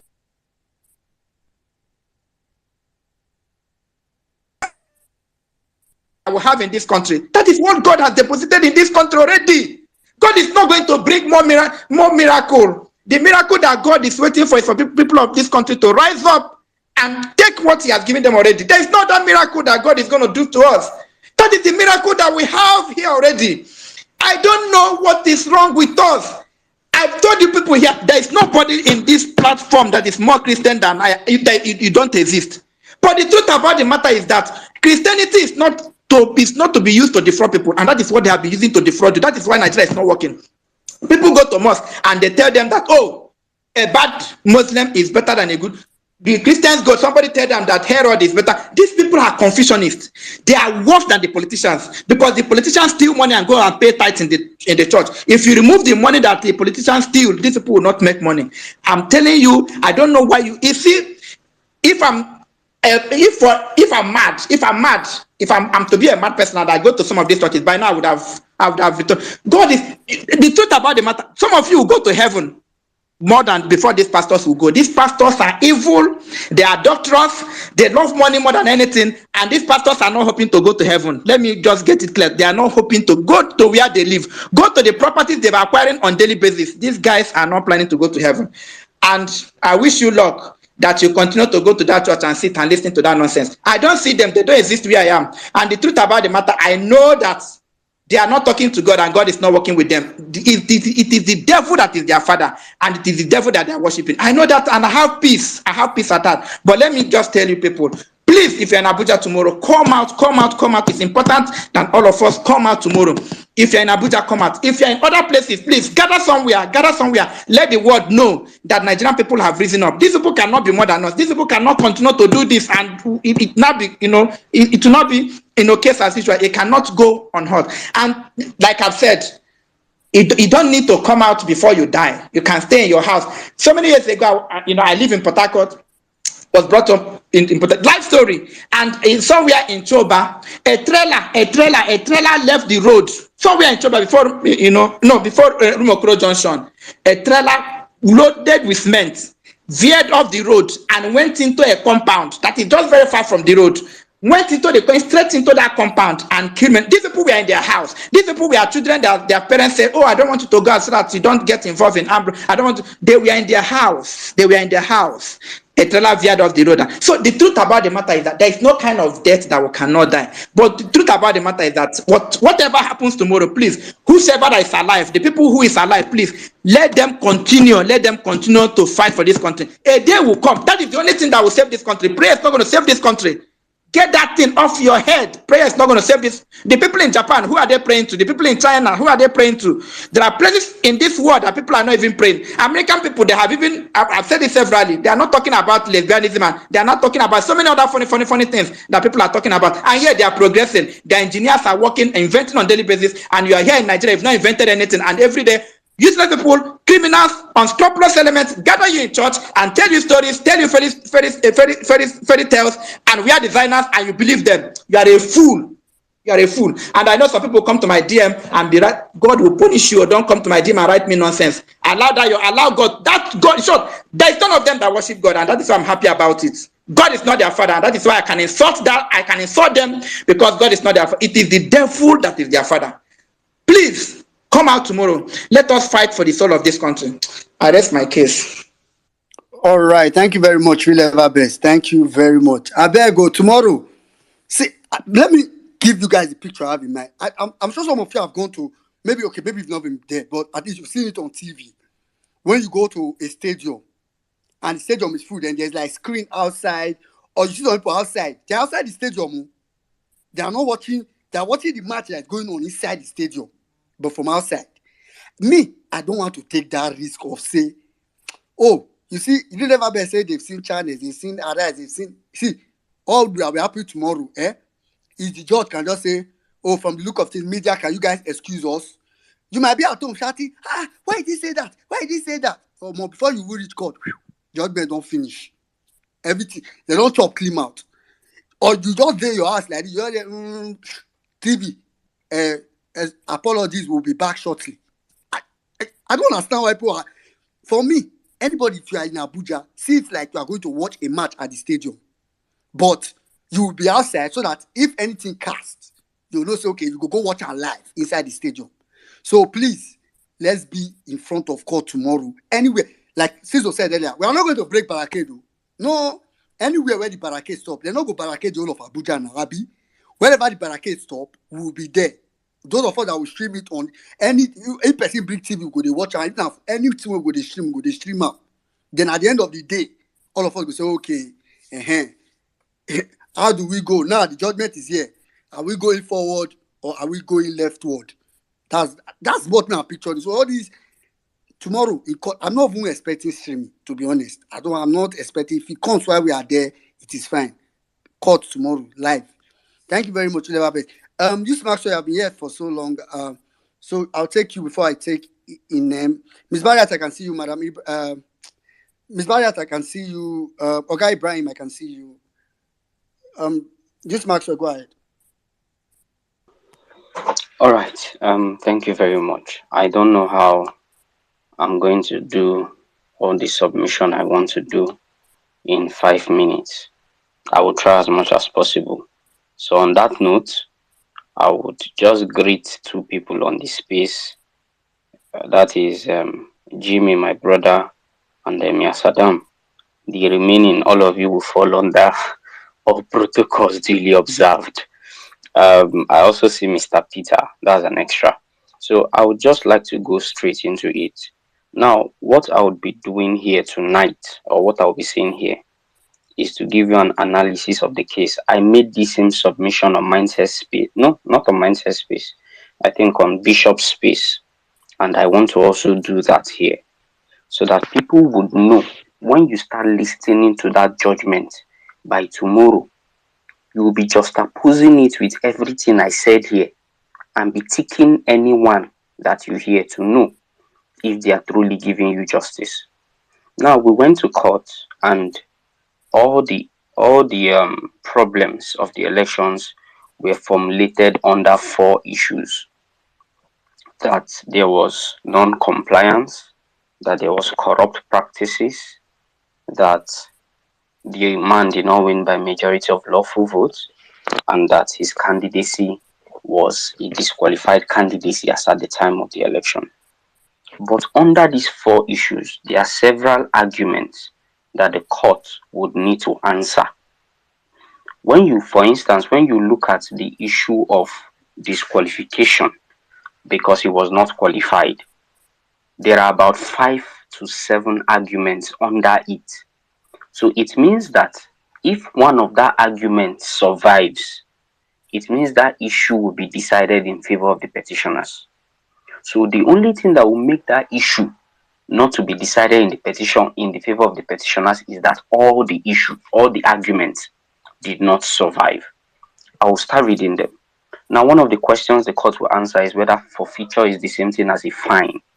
Another question they will answer is that whether, if forfeiture is a fine, is Tinubu liable for that fine for dishonesty under section 137 subsection 1 paragraph B.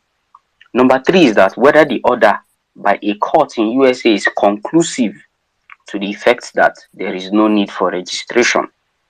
Number 4 is that whether this fine that we are talking about with dishonesty, does it fall under section 137 sub D or under section 137 sub E, talking about the 10 years period which they are hiding under.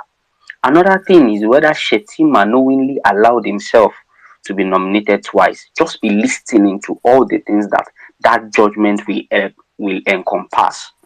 Another thing is whether upon the resignation of Masari as the vice presidential candidate for Tinubu, the Tinubu and APC failed to nominate and forward a new name within the 14 days that was stipulated by law. Now, this particular one is what the APM has been arguing about. Another issue is that whether Peter Obi is a member of Labour Party and whether he was duly sponsored by the party. You know, they have a preliminary objection to that effect, questioning the membership of Peter Obi. Another issue that they will need to answer is that whether the Electoral Act and the INEC regulations made it mandatory for the transmission of results. Now, not just for the transmission, but whether it should be direct from the polling unit or any other place, in line with clause 38, clause 48, section 64 sub 4 of the Electoral Act. That is another question. One other question is that whether the INEC hard copy results on Form EC8A must be a mirror copy with the Form EC8A that was scanned by the beavers. Remember that INEC printed 18,088 blood paper, unreadable documents, blank sheets, and gave it to the parties to rely upon it as documents. They also printed another 8,123 documents. All of them were blank and unreadable. They signed it, they stamped it, and they wrote date on it and gave it to them. The court will need to answer, is this thing a mirror of the original from EC8A? And if it is not a mirror, why didn't INEC bring the original for us to rely upon it in court? Now, another question is that whether the cumulative of all these things that we are talking about, whether it formulates substantial or non-substantial compliance of the Electoral Act. There are a lot of them, but in order not to bore you, I guess when we'll be on the spaces tomorrow going forward, since people want to speak and the space will be running, I may come up intermittently and be saying some of these things. As it stands, they would also need to decide about FCT and 25%. They would also need to decide about whether the invalid results be cancelled according to Section 51 sub 2 of the Electoral Act. So whether they will determine overvoting, or a lot of questions. And like I said, only under disqualification these arguments exist. The argument of forged certificates in contravention of Section 137 sub 1 paragraph J. The issue of fine for dishonesty under Section 137 sub 1 paragraph D. The issue of perjury under the same Section 137. The issue of double nomination under Section 33, Section 31 of the Section 35 of the Electoral Act. I can continue listing them for you. My dear people, let me start rounding up. I don't know if I've used my 5 minutes. I want you people to brace up. Brace up. My voice is calm tonight. Everywhere is silent. I'm trying to keep my voice low. But brace up for what is coming. I've promised you that I'll be on ground. I don't know what is the excuse you have. I don't know what that excuse is. They've given you free public holiday. They've given you opportunities. In fact, for me, I work where my office is in a government building. So immediately the government goes on strike, NLC goes on strike, it affects my private business because my office is inside the building. So they will lock everything and put. So I did not even go to office today. And tomorrow too, my building will still be locked. My people, please come out. We are not telling you to come out and do violence or anything. Come out. Come out. There's nobody to fear anything. If I don't see a vehicle here, I'll carry my bicycle. It is already prepared there. I called Flag Boy yesterday night. Okay, we are still in the same day. I called Flag Boy earlier to collect a flag from him that will mount on my bicycle. Come out. That is all we're asking. Because I've tried as much as possible to get accredited to enter the court, but it doesn't seem workable. I'm still trying to see if I'll be able to enter the court. So please, come out. We want to hear them look at us in the face. We want to hear them look at us in the face. I have never been pessimistic. Anybody that follows my tweet or listens to me, there is no time I've come and tell you, they will give us bad job. No. I don't do that shit. I am never pessimistic. I always wake up an optimist because what I have seen, I attended the court every day for heaven's sake. I was sick, I attended.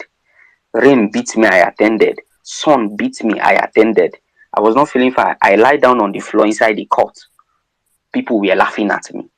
I attended and I saw everything. I saw the documents. I saw the evidences. I listened to the oral testimonies. I watched the videos.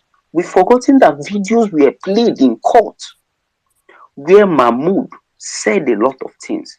Where this fraudster from the southeast, since people say we know they call out our fellow southeast people, this fraudster, Festus Okoye, I don't know who this state is from, still said a lot of things.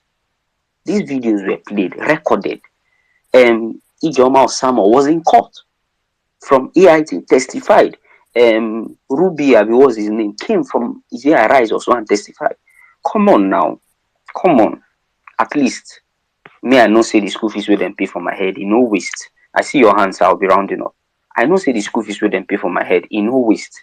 And I believe, say, even you, whether you go school or you no go, the small sense where you gather, how can you even be using a phone in this generation and you are not intelligent and you are not smart?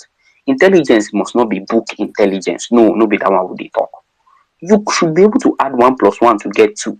And anytime where they want do you fraud, you should be able to add 1 + 1 to get 11.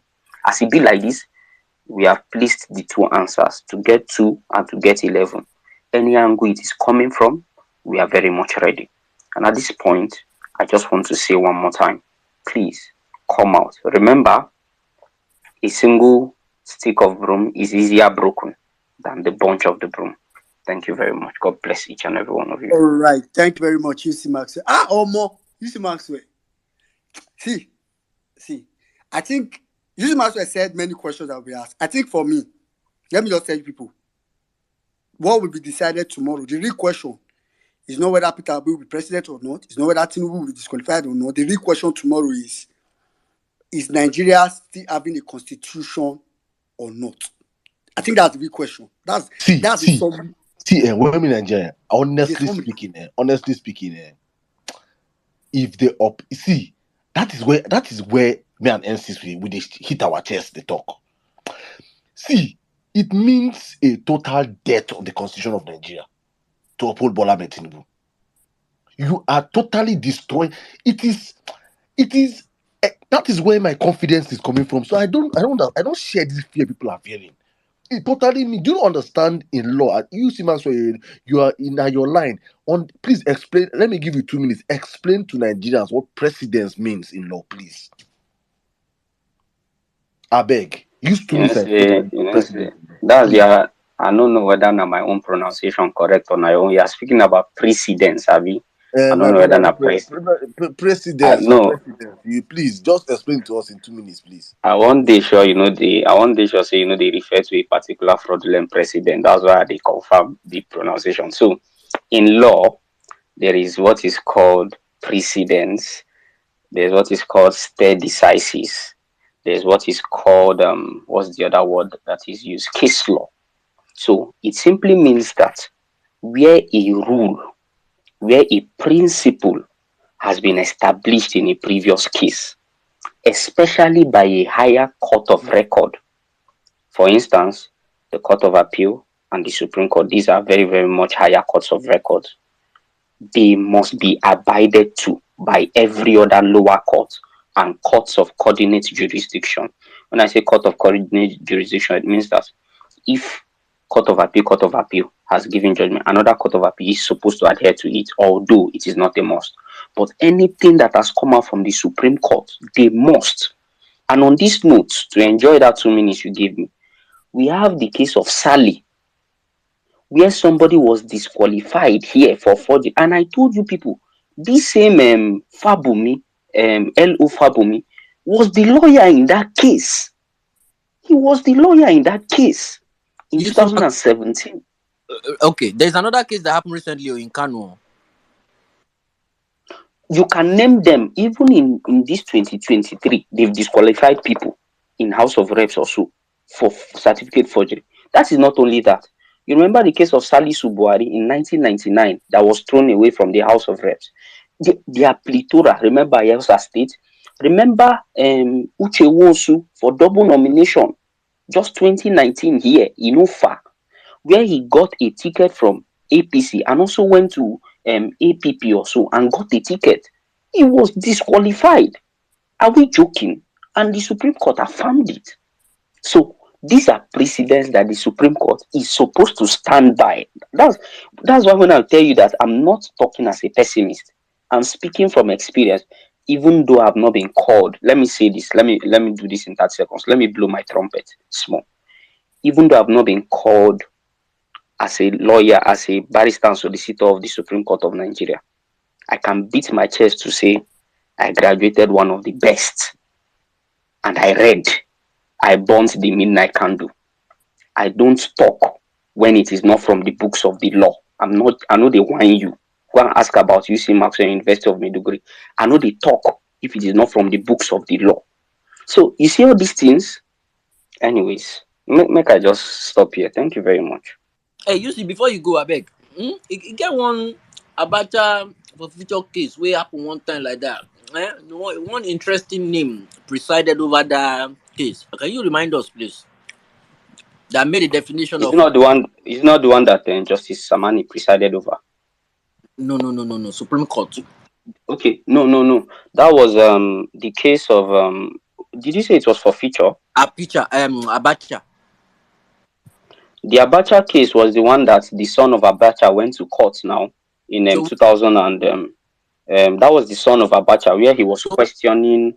Who defined the meaning of forfeiture to them? The person that defined it was Justice was it Kayode Ariwola? I think so. God bless you. Yeah. He was the one that defined forfeiture in that particular case, I just because want. the guy went to go and question Abacha's monies that were forfeited. He's the son of Abacha. He went to court to question the monies that his father, the government, had forfeited. They had declared the monies forfeited, and he defined what forfeiture means in it. And just to add, listen to me carefully. Go to section 494 of the Administration of Criminal Justice Act. It is a law in Nigeria. It has defined fine to mean any pecuniary forfeiture. For those who don't understand big grammar, pecuniary means monetary forfeiture. So even in our legal jurisprudence, any monetary forfeiture is seen as a fine.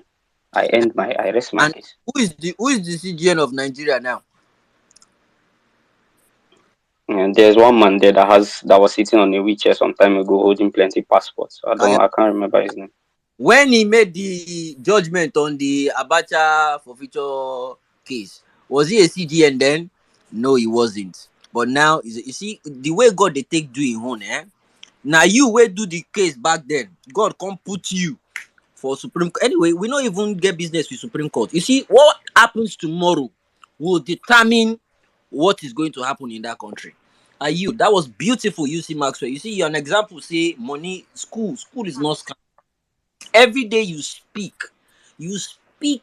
intellectually. Anybody wey get sense go know say this one go school. This one go school. No worry, when I come Nigeria, you go be my lawyer. You will be my lawyer. Thank you, my brother. God bless you. Your brilliant mind. A mind that the obedient movement are very, very proud of. God bless you. My brother, David, I see you. David Udeng is in the house. Thank you, brother. I can see a lot of people to join in. Thank you so much, guys. Don't worry, we're gonna be here for the next 24 hours. Michael, I see you too. Welcome. Omotayo, the regulars are here. God bless you all. Thanks for coming. This is for God and for country. So then back to you. All right, thank you very much, Jimmy. Just to ask you a question. It like it can boost my confidence because sometimes when you don't go through the timeline, some people don't they say, "Oh, we heard that the court tomorrow." Let's wait. Let the judiciary tell us. Nigeria has constitution. Not. I don't block like up to 20 obedience. The first time in my life, I don't block or follow so many. I just some people are just are irredeemable, honestly speaking. Just drop your phones. Drop your phones if you can't tweet. If you don't understand what's happening, drop your phones. Best you can do is pray. If you can't pray, you leave your phone, man. Don't if you I just cross my time, I go block you. I know even this is crazy. How you if you didn't follow your case is a different thing. You follow this case, you won an elections, and you're not coming to. Don't demoralize any obedient tomorrow, please. If you hear anything that's saying, please keep it in your chest, keep it in your house, keep it in your pocket. Don't come out and tell that obedience tomorrow. I'm seeing. I don't come out for. I'm the first person to come out. There's no obedient here. Off your phone, please. If you're the first obedient there, call other obedient to come and join you there. Don't come and demoralize. Don't come out and demoralize anybody. We don't want any of you do anything for impression tomorrow. God go punish you. You go see. You go if you any of you try any nonsense for impression tomorrow, you will die like a chicken tomorrow. Any best way try nonsense for impression, we must act like sensible people for going ahead tomorrow, please. Please. This is not cruise for anybody. We're here for our lives. Well, Ninja, please back to you, baby. All right, thank you very much. I just want to add one to all the things this matter talk. Supreme Court judgment on Adeleke, and I quote: Supreme Court said this. I quote: "As their name depicts, the collation system and the INEC result viewing portal are parts of the election process and play particular roles in that process. Supreme Court, LP lawyers took this line and is in our case. I beg.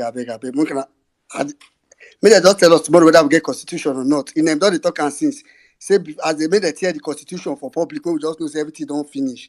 In them, please go ahead. After which we come to Dr. Olu. Just Maxwell, you don't. We are 30 seconds. Yes, I will just say this and go down because Saddam mentioned posting because of impression. So please, I want people to realize that what we are doing here is more than money. And I, in all humility, Obedience have supported me with money, even more than Elon Musk has given me. And if you go through my profile, I rode a bicycle around Abuja with Peter Obi's poster. I have never done it for anybody. My mother contested the election. I did not do it for her. I was under the rain for election counting Peter Obi's vote. I am not doing anything for impression. If you are doing for impression, wake up. Just wake up. Wake up. I paid school fees before leaving school, 23,000. The next session, they increase school fees. The people that are in school are paying 120,000 naira. That is the reality we are talking about. Thank you. I'll go down now. All right, thank you very much, Mr. Maxwell. Thank you very much. Please, nobody tomorrow, please. As in, no today, tomorrow, whatever. I mean, I don't even understand why some people just like negativity. Today, when I put out what I was saying earlier on the space, like people, getting calls where people are saying, like what Saddam said earlier, that the justices have two judgments. Whether or not it's true, I don't even care. And in fact, when I put out that tweet, what I said was that if what I heard now is true, that's why I started it. And I said, oh, I saw a comment under, as in the person was. I just told the person that I'm sure if the tweet I put out now was, oh, I just got information, the judiciary have written the judgment, it will not favor Peter Obi, you'll be happy. I don't understand why people are like. I don't understand how they work people mind, but it's okay. Inem, please go ahead. After which we come to Dr. Olu, then we'll go to Ms. Barriat. Thank you, everyone. Enya Saddam, well done, well meaning, Jimmy, please, everyone on this space. I don't know, I'm just calm this evening. I don't know why. And I'm happy that I can be Your this calm. calmness, they shock you. They shock you, Abby. My calmness, they shock me, honestly. Let me tell you, I'm just shocked that I can be this calm. Because since morning, I've been so uneasy. Back and forth, back and forth, back and forth. I sent a message to many people here. And they're telling me to be strong. But this evening, I don't know. But I'm fine. So please, everyone, we will gather and watch what we watch. We will do what we can from our end. And the people in Abuja, the center of all the happenings, please gather. Everyone here, no matter how small the gathering is, there must be a gathering tomorrow. People must gather. We must gather tomorrow. So please, let's just come out. Like this, we are ready to take back the nation. That is why they are scared. I have never been this calm, honestly. I can't believe it that I can speak like this. Anyway, let's just keep doing what we are doing. Thank you, UC Maxwell, for that submission. It's amazing. Thank you. Now, this one, I always tell my students, say, wait, with Toto, book, no be scam. Wait, with Toto, book, no be 419. He had as he had, you will use them. Now, so I see I'm here. I beg, anything we need to do, I beg, may we do. I don't know why I'm calm, but I just believe it's for the good of what we're about to see tomorrow. Whatever they do, we no need to talk to anybody, judge whatever. Whoever they be, may them just be. We will collect back our country, and that is all that matters to me, and that is all that matters to us. And we are very serious. Thank you. I yield. All right, thank you very much, Inem. Thank you very much. Okay, quickly, Dr. Olu. Yeah, good evening, everybody, and good evening, Mr. Steven, especially. Dr. Olu, are you there? Am I Personally, the only one that can hear Dr. Olu? can you hear me, please? Can you hear me? Can We can anybody hear you very well. Very well. It's your end. Okay, that's fine. 1 minute. What did I do you now? Well, the most important thing I want to say is this: the verdict that they will deliver tomorrow, to me, since it's going to reflect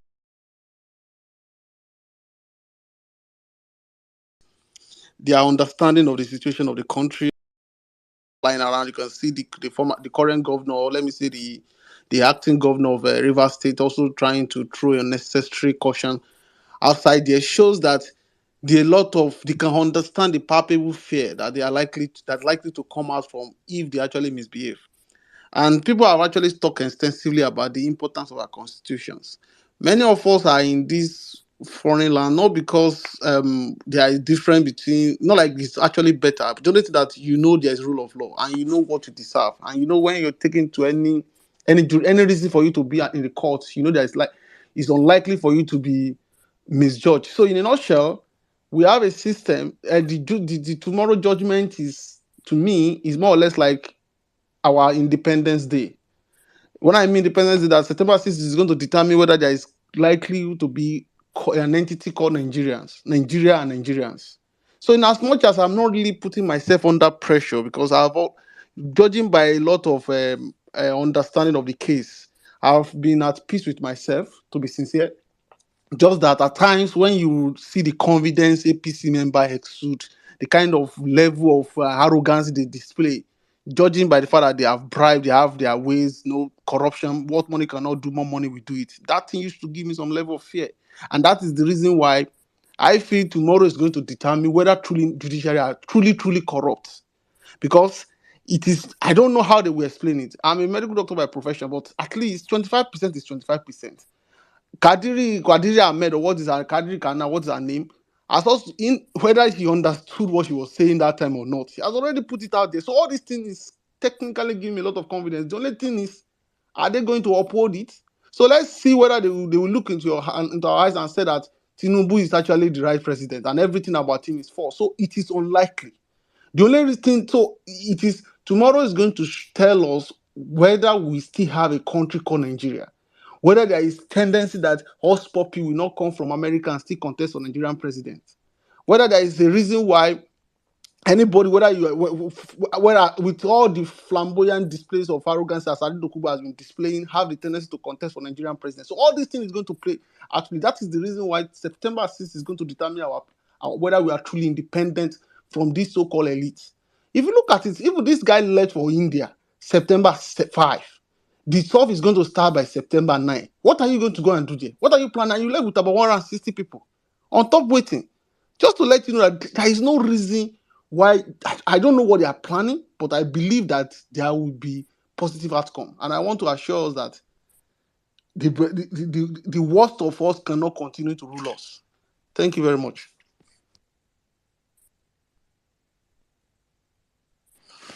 All right, thank you very much. Well, Naja, are you there? Can Yeah, you I hear? can hear you. Yeah. Thank you very much, Dr. Olu. I actually was listening to you on my other phone. So you're right. Tomorrow is going to determine whether or not we have Nigeria. So I think that's totally the case. All right, quickly, let's go to Miss Barriat. After we're done with Miss Barriat, we'll come to Oladipo, then Otumba. Mr. Peter, I can see you. Hello, good evening, everyone. Good evening, my beloved family, my new tribe, my place of worship. I want to acknowledge everyone here for your steadfastness, for your commitment, for your resilience, for your dedication.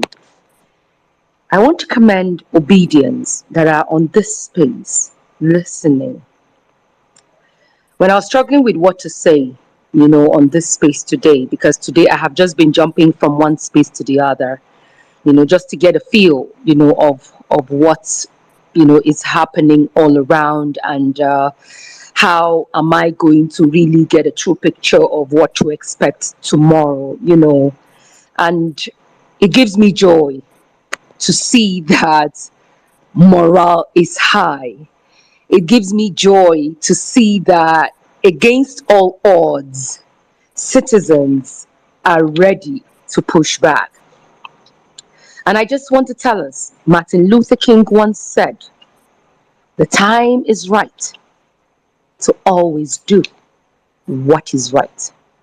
Don't ever let anyone determine for you what time is right and what time is wrong for you to ever stand up for what you believe in.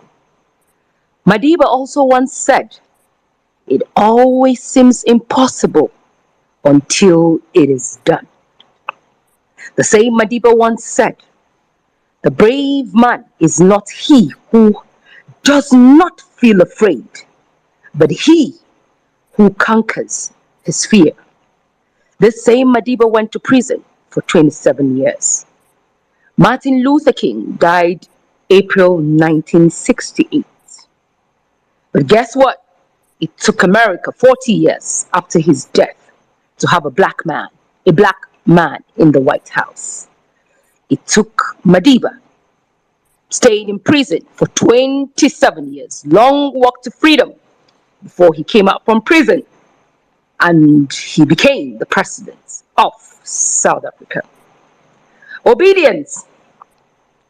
You guys fucking did this in 1 year. Martin Luther King died 4th April 1968. Obama became president of America 2008. I want you to take that seriously. 40 years after. Madiba 27 years. But don't forget, before Madiba went to prison, he had been fighting for years before he went to prison. The awakening of the Nigerian youth happened in 2020. And you went away, fortified yourselves, came back 3 years after, and within 9 months, nine, take that seriously, 9. Don't ever let anyone tell you you can't. Don't. Jim Rohn once said, for those who says it cannot be done, it's okay. And for those who says it can't be done, it absolutely can be done. And that is where you all are at. And don't ever let anyone tell you otherwise. I put out a video today, and it was about to speak a little bit of what I witnessed in court. Somebody has muted, I don't know who, there's some noise that I'm getting, but I'll carry on. I was in court 3 times, and we were at a friend's house with my sister yesterday, and while we were recounting our experiences, and we told her of some of the things we witnessed in court, and she was like, gosh, she wish she was around, because for every of those experiences, she would have expressed them in writing. And I thought, okay, maybe I should just do a short video. And one of those moments I remember very well, because it had just, Levi had just made a very strong presentation around INEC. And he called out an AB Mahmoud in court. There was a back and forth between him and AB Mahmoud. I was so angry. People who don't know, that's why sometimes I don't like going to public places where things are happening and I'm not able maybe to stand up and disrupt the place or heckle or say certain things. I knew that me staying in court, it would take the grace of God for me not to just, lose my mind. And there it was, when Levi, SAN, was making a case of how they were trying to retrieve the forms and all those things that the court had asked them to go get from INEC. And AB Mahmoud stood up and uttered some rubbish, and he was upset, and he was like, you don't want me to tell, my lords, everything we have been experiencing. Let's just respect ourselves here. And of course, he tried to get Samani to intervene. And Samani asked him, what do you want me to do? My goodness. But then that same man, somebody was chewing gum in the court, and I saw him lose his cool. He went on a rant. And I'm like, Jesus Christ, oh wow, so he can switch. So he can flip. But he couldn't do that when a case of disrespect to his hallowed chamber was being made. And he went mute. I was like, God save me today. They probably would throw me out of this court, but I held myself back. And he went on this rant and talked and talked and talked. Talked about how women and girls won't wear their wigs well, lawyers just appearing anyhow. And I'm like, wow. Then the second one was justice biology. I didn't put that out. I was going to do a video when I closed from her, but I was like, I'll leave that. When she said, we're still, our democracy is something that we're still practicing and we're still trying to get it right. And I'm like, fucking 24 years? You're trying to get it right? At 24, some people have become millionaires. At 24, some people are sending their children to school. At 24, my father has had 2 children, I think. Some of you are here at 24. You already are employers of labor. At 24 right now, you're building yourselves. And you're telling me that at 24, trying to get the LP lawyers to just temper down with their demands. And I'm like, no way, this ain't right. I can clearly tell you guys, the 3 times I was in court, I fucking do not need to be a judge. Wallahi tallahi. Abin da zai sani in zama wai judge that I will not be able to pass a fucking judgment tomorrow. Because like I said, if tomorrow they're going to fucking waste our time in courts, I don't know if anybody here knows Tamani and the rest of the judges. Ugo, Stephen, Balaji, Mohammed Bello. Tell them that if they're not dispensing justice tomorrow in court, and justice, as we've been saying, does not mean declare Peter, declare Atiku, or declare the man who has committed forgery, perjury, fake certificates. Winner, we're just saying defend our Constitution of the Federal Republic of Nigeria. Don't fucking waste our time. When we get to court tomorrow, just use 5 minutes to deliver your judgments. And just say, we the judges, 5 of us, 5 of you are suspending the Constitution. And you're declaring a man who is, make sure you use those words rightly. So we know that you're not freaking going to waste our time. It's very important. Because if you're going to drag us, there case, 2 cases, you have to deliver judgments on LP and PDP. It's very simple. With an APM, we truly do not need to have you waste our time so we can get to the business of the day. It's very simple. Please, 5 minutes is too much for you all to clearly just tell us that we should get the fuck out of your court, because it is no longer a place where you deserve to be called justices. So we can all write letters to the various universities in Nigeria and tell them to suspend any course that has to do with the studying of law. Shut down all the law schools across Nigeria, because it is a fucking waste of time. That's all. We're not here to play. We're just saying that we want Nigeria to work for us. Some of us have been saying we lack nothing. I have been on the streets since 2014. I stand for what I believe in. I put everything into what I believe in. And I'm not saying here that this is because of Peter Obi. I'm just saying that right now I'm just one thing away to dropping into that ladder too, because middle class has been wiped out. There's 25 liters of jerrycan that I have to buy fuel because there hasn't been fuel all day today. There hasn't been light all day today. You said people should sit at home and watch the judgments. Came back from work and the gatesman said, we don't have fuel. And I had to take the jerrycan to go buy fuel. 18,000 naira, 25 fucking liters. So don't freaking waste our time tomorrow, because people don't even have money to buy the fuel to watch TV. So we're here to let you know that, as we have been saying, if Nigeria will not work for us, it will not work for anyone. Throw away those nonsense wigs that you still wear on your head that stops you people from thinking right, and you consider yourselves people of a noble profession. Fuck you all and your noble profession. Do you know the meaning of noble? Do you know the meaning? Do you have an idea what it means to be a judge? You held the Constitution.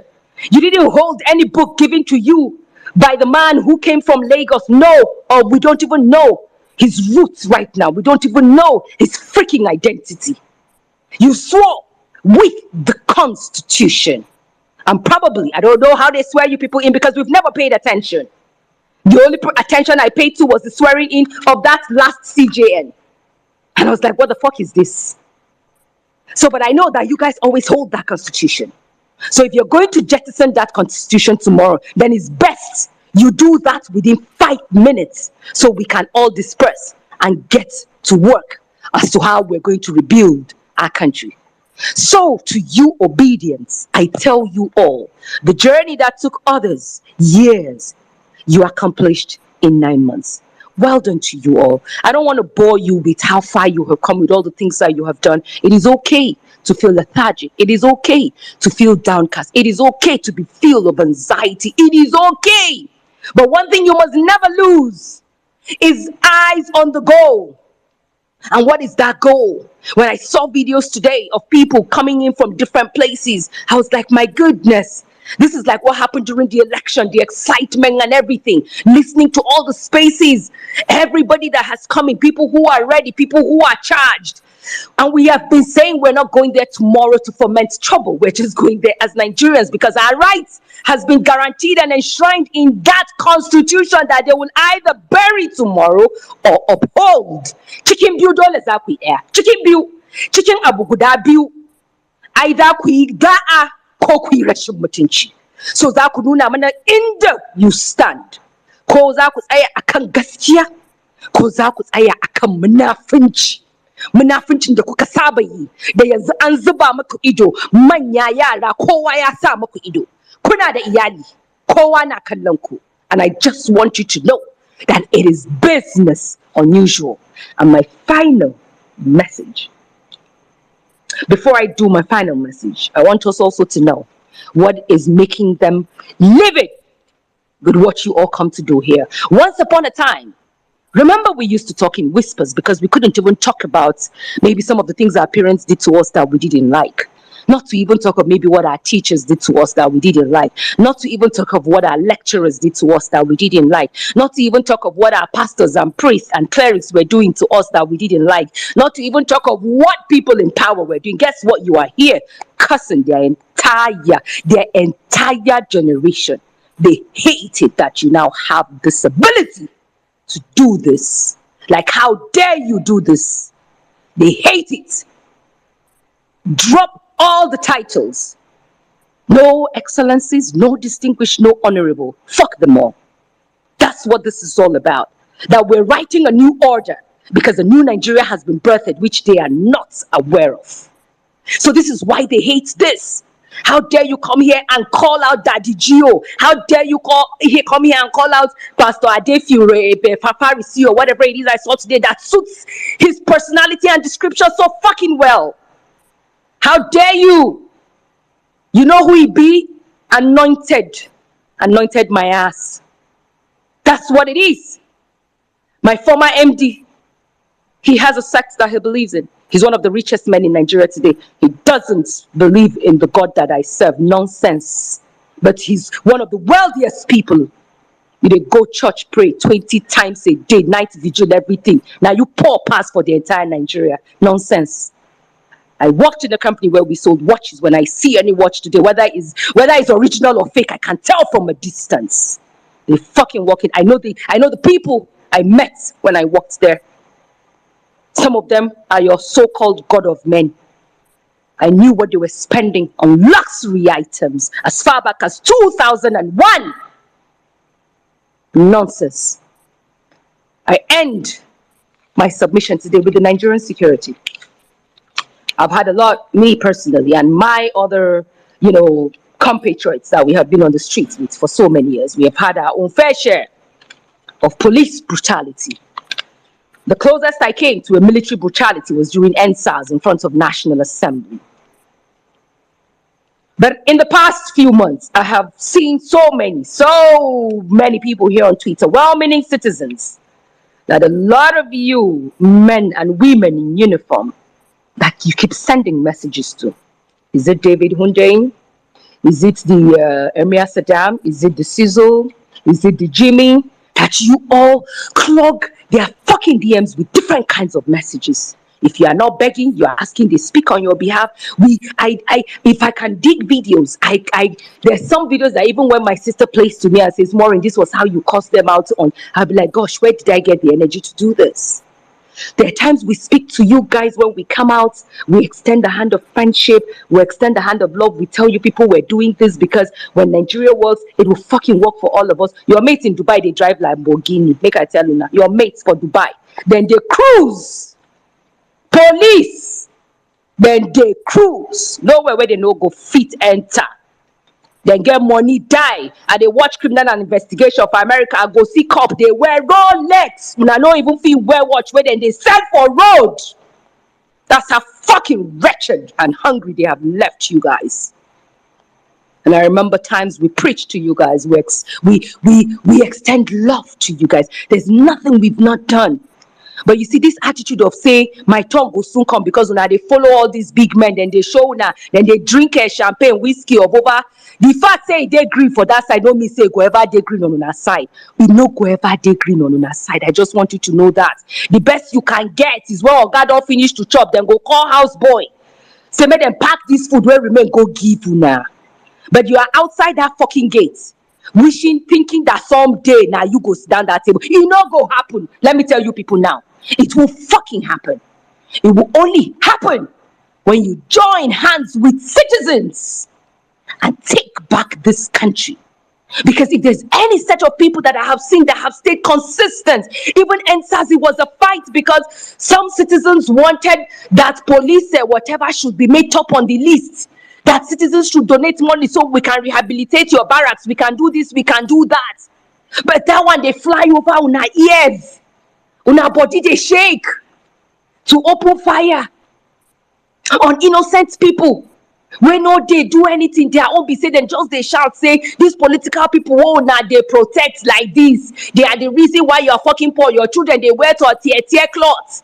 They can't go to the same school. You are going to guard someone whose house before you reach it, una not even enter inside. They know they even because una they smell.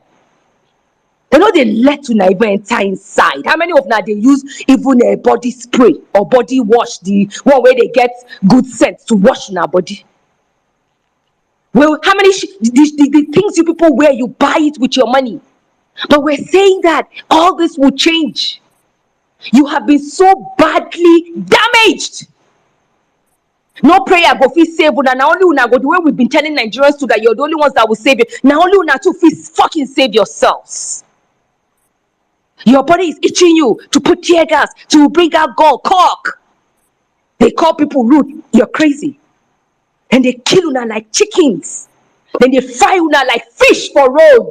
And ajuya ku kama waina. And atosa ku ajuya ku nang ajuya ku chang. You die, they throw your families out of barracks. They don't even get what is due to you. They will be going to Ahmedisa's show to go and cry and beg. Every day you turn on to Ahmedisa, now people food there, your children, your wives, that you have died for this country and they don't even give a toss about your families. Meanwhile, now they quick ginger for them, they carry una for God, now they sit behind dirty trucks. Dirty, dilapidated trucks.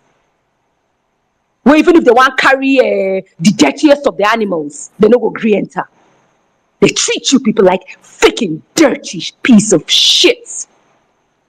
And Nigerians are saying, you deserve better. Nigerians, they tell you, una children, they come off for road, they tell you, say, look, oh boy, men in uniform, join us.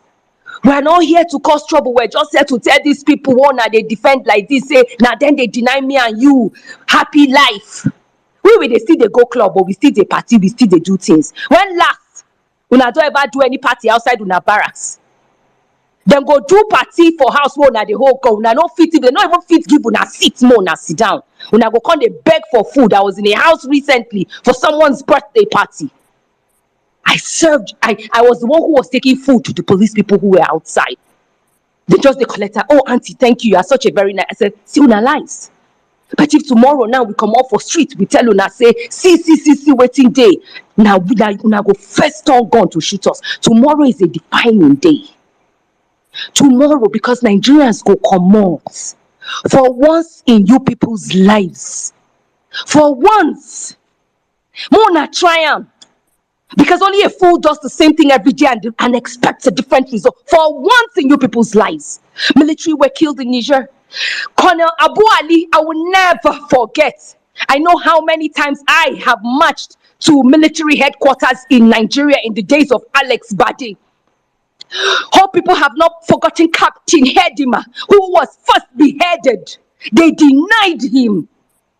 Late Alex Bade and crew denied that young man.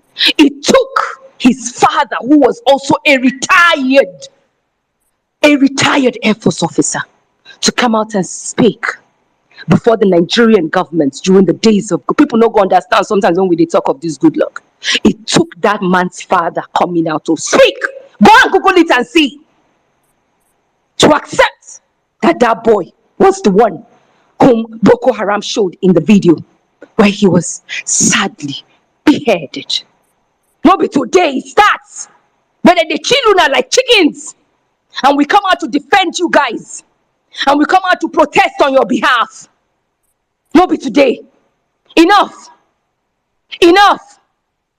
We want the best. We are not selfish people. We're not selfish. What we're doing today, they are telling you people that, but they've killed us more than they have touched their own.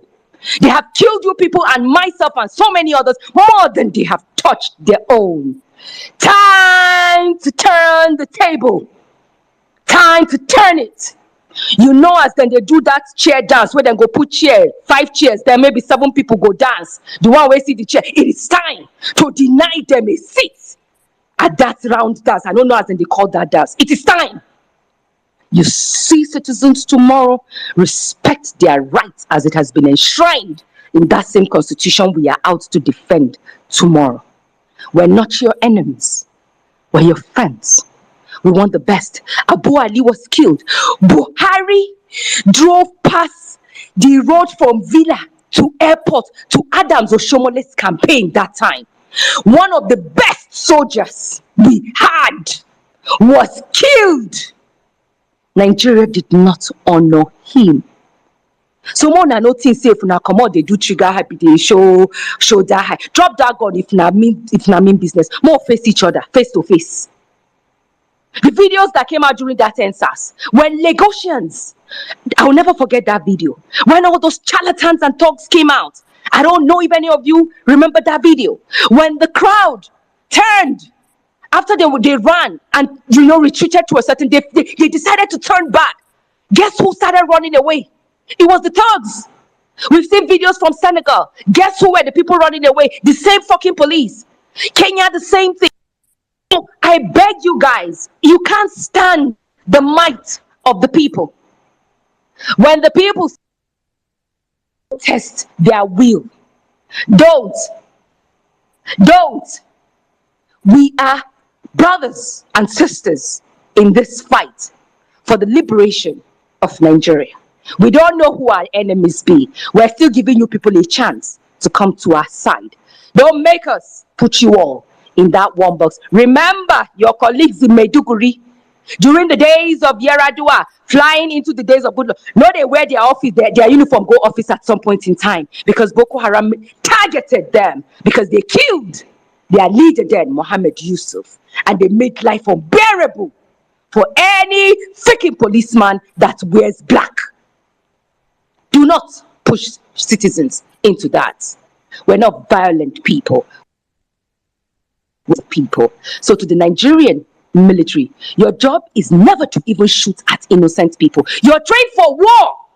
So why don't they bring una comot for inside town where citizens? That is not your training. Your training are to defend territory. I am not an enemy. I'm not carrying gun.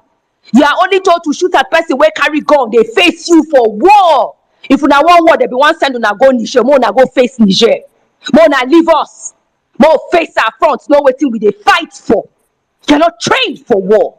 So when you see us tomorrow, respect us and respect our rights. Since una no one do waiting una head or mates for certain places. More na respect us. More na stop to they send us DMs. More na stop to they send us messages to beg. More talk on your behalf. Oh, you have an injured leg. They abandoned you. Oh, no, leave us alone. Leave us alone because we don't try for una. But una know they try for us. Una bad. Una know they try for us. Enough is enough. Either you come and extend the hand of friendship.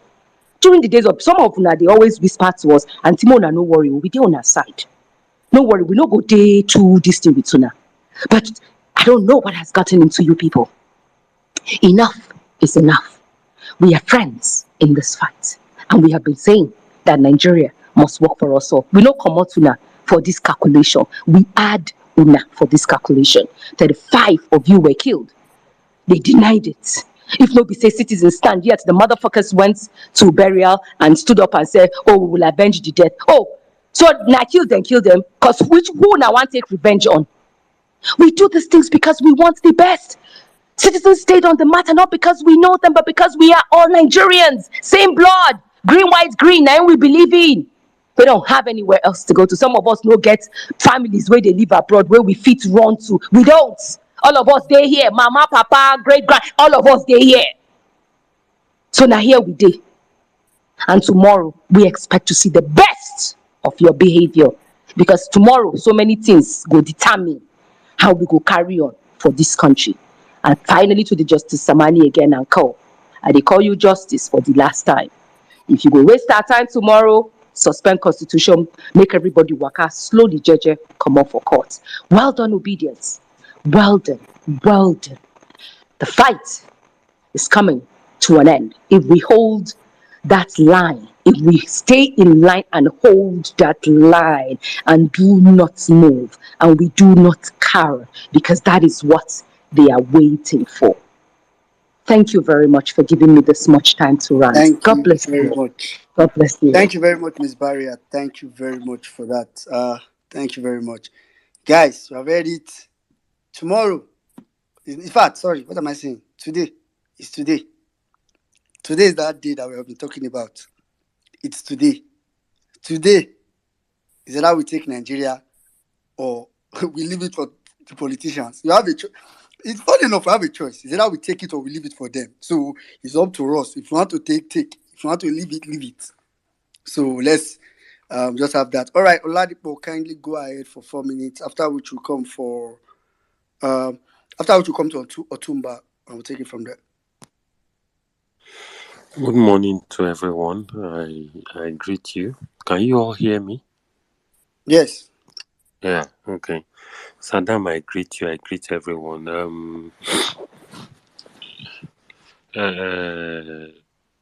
Taban Sunkun Amariran. I'm not even concerned about the judges anymore. Let them fuck around and find out. I'm not even ready to even placate or plead with them. Let them do whatever they want to do. One thing that will definitely happen tomorrow, names will be written in the book of history. Now, you now choose whether you want your names to be written in the good books of history or in the bad books of history. Names will be written tomorrow. I'm a bona fide Yoruba man, but I will tell you, my ethnic group did so many dirty things. Some very useless people from my ethnic group did so many useless things in this last election. And they're about to try to rubber stamp that nonsense tomorrow or today, this morning. Now, what I am concerned about the military people. I am here for you. I don't know if any one of you usually listen to this guy, Kunle Olawuyi, before he died. I don't know if anybody listens. I don't know if Jimmy ever listened to the man before, if Jimmy is still awake. Kunle Olawuyi told a story when he was in Ibadan. He told the story of one guy, they call him Tokunbo Berry Berry. You mean Kola Olawi? Yes, Kola Olawuyi. Yes. Kunle Olawi. No, it's Kola Olawuyi. I met the man once in OGBC. He told the story of Tokunbo Berry.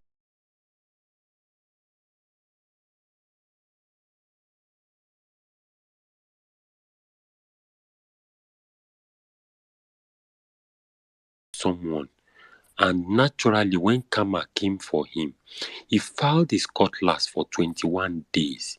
He turned the cutlass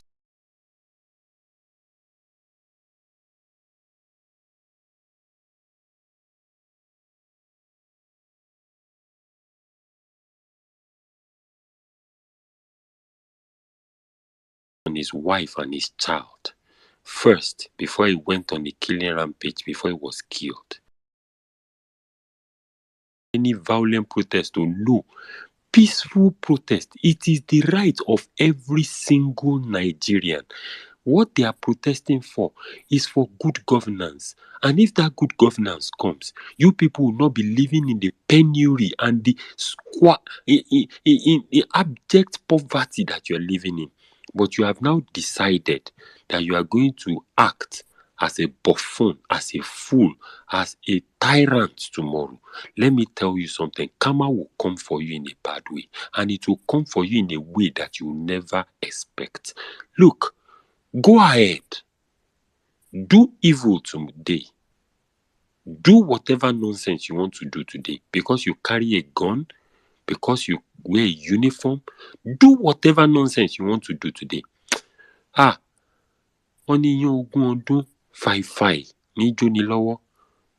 You will definitely meet your Waterloo. You better think and think of what I've seen you well-meaning Nigeria, what we are fighting for, what we are trying to do to save this country. You better remember, because let me tell you something. You do anyhow. Nigerians, I'm not even sure if Nigerians, look, I know Nigerians are ready, but Nigerians may not be able to answer you with the way you do things. But let me tell you something. There is a God, or there is a being above that judges the affairs of men, and he will reward you bountifully when the time comes. I yield my mic. All right, thank you very much, Oladipo. Thank you very much. All right, quickly, let's take Otumba, after which we'll come to Chief Peter. I'll take it from there. All right, thank you, well-meaning. Thank you, Jimmy. Thank you, Saddam. There's a lot to say, but I would try and cut my submission to what people haven't said. You know, we've been talking to judiciary, we've been talking to Nigerian citizens, but no one has actually talked to the politicians, you know, because the carnage that will happen if the judiciary does the wrong thing, and that means when Tinubu wants to consolidate power, people like Wike, they're actually in trouble, but they don't understand yet. They think it's all fun and games. But I just came up to speak about two things, messaging and excuses. The first is messaging, all right? On messaging, please, the thing that happened last time we wanted to do something in Abuja shouldn't happen again. I can remember as early as 8 a.m. in the morning, this later time was 2 p.m. Someone came up and was talking about snapping police vehicle and telling us that the police have taken over City Gate and co. Please, let's be more intelligent this time around. It's not everything you see or whatever, you just snap 3 vehicles and tell us, these people are here. Please, Saddam has said this, so I won't go down on the issue. The second is excuses. I want us to cancel all these excuses we are giving to ourselves, telling ourselves that that the time we are supposed to have done this has gone. And I'll use data to back up my point quickly.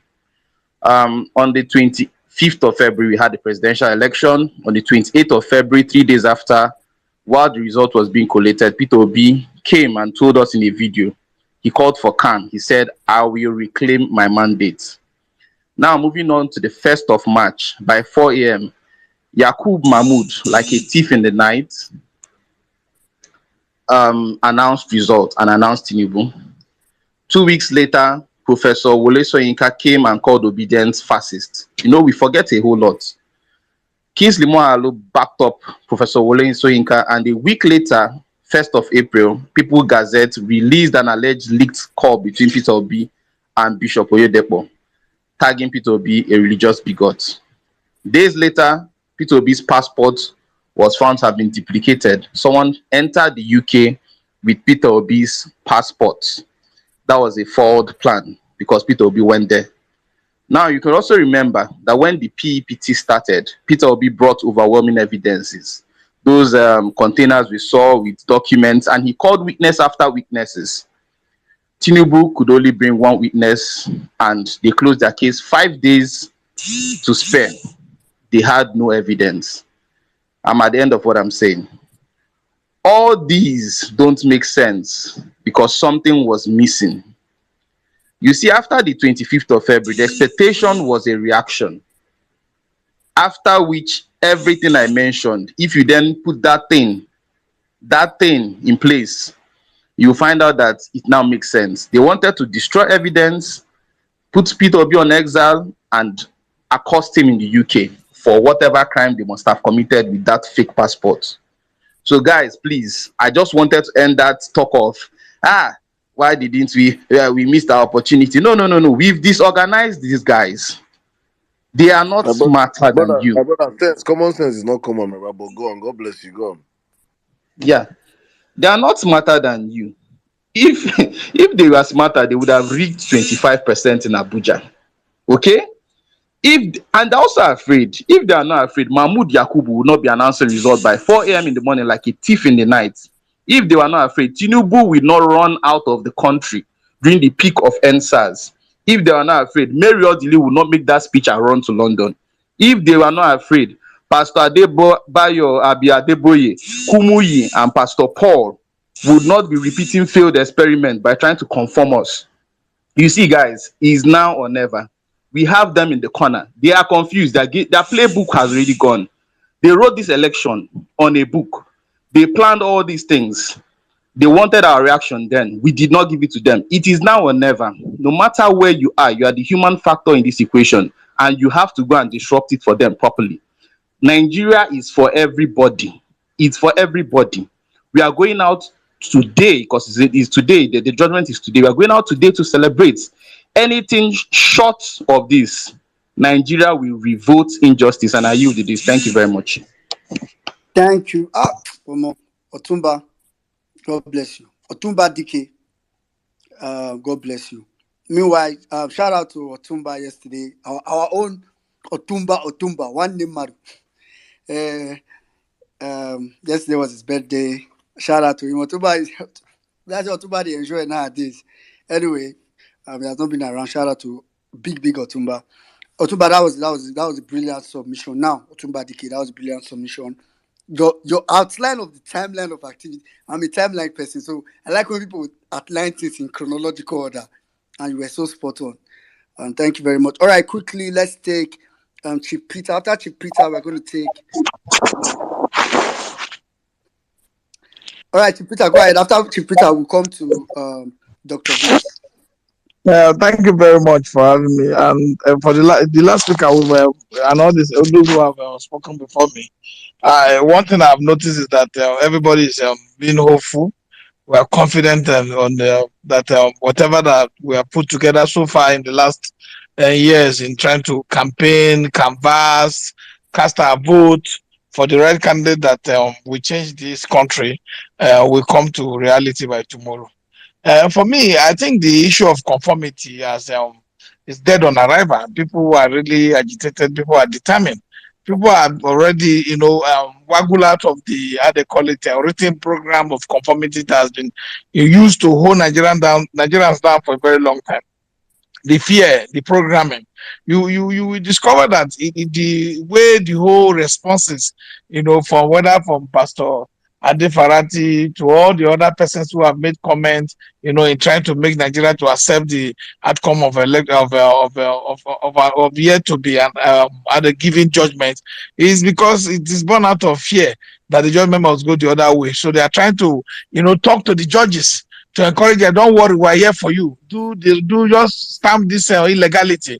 Just stamp this thing. Stamp it. Don't worry. We know things were not good. You could hear things were bad, but just do it. We are here to to talk to the people. We are the opinion models. We are in charge of talking to citizens. They always listen to us. But that we have far gone beyond that, because apart from the unemployment that is in Nigeria, I think the underemployment is even more worse and in a bad situation. So people cannot continue to live in this issue of not having hope, not being satisfied, because the election itself, it is a far cry from what they are talking about. The election was rigged. It was the goalpost was changed in the middle of the game. Of what we want is justice and rooted in truth. Justice that is based on what really transpired on the day of election. When they changed the goalpost in the middle of the match, Mahmoud Yakubu promised Nigerians real-time transmission of election results from polling unit using the beavers to capture and transmit results to the IRF portal in order to eliminate fraud in the electoral process. Because the fraud is in the transportation of the hard copy from the polling to the ward center. And they know it. And they decided, we all sat down, everybody discussed this thing for about 3 years. And this thing was eventually passed by the government. And in that same vein, to capture, transmit the result, the beavers portal in order to eliminate fraud and uphold the integrity of our electoral process. And INEC failed woefully to ensure that the election results was accurate, consistent with their promises. The Independent National Electoral Commission INEC claimed that the commission's failure was as a result of a glitch it suffered during the course of the election. But as a public institution, it has failed. It has failed to be accountable to the people. It never gave full disclosure of the nature of the cause or the extent of the glitch that occurred. And Amazon today, like our one of our how they call it, testifying court, does not have the record of that glitch. INEC is not the primary host of that server. So whatever happened, if it truly happened, Amazon, the web services will know. So it is sad that every time people wake up, they think they can collectively deceive us. And because, like the other speaker said, we forget so easily, they think our collective amnesia will be enough for them to continue to ride us.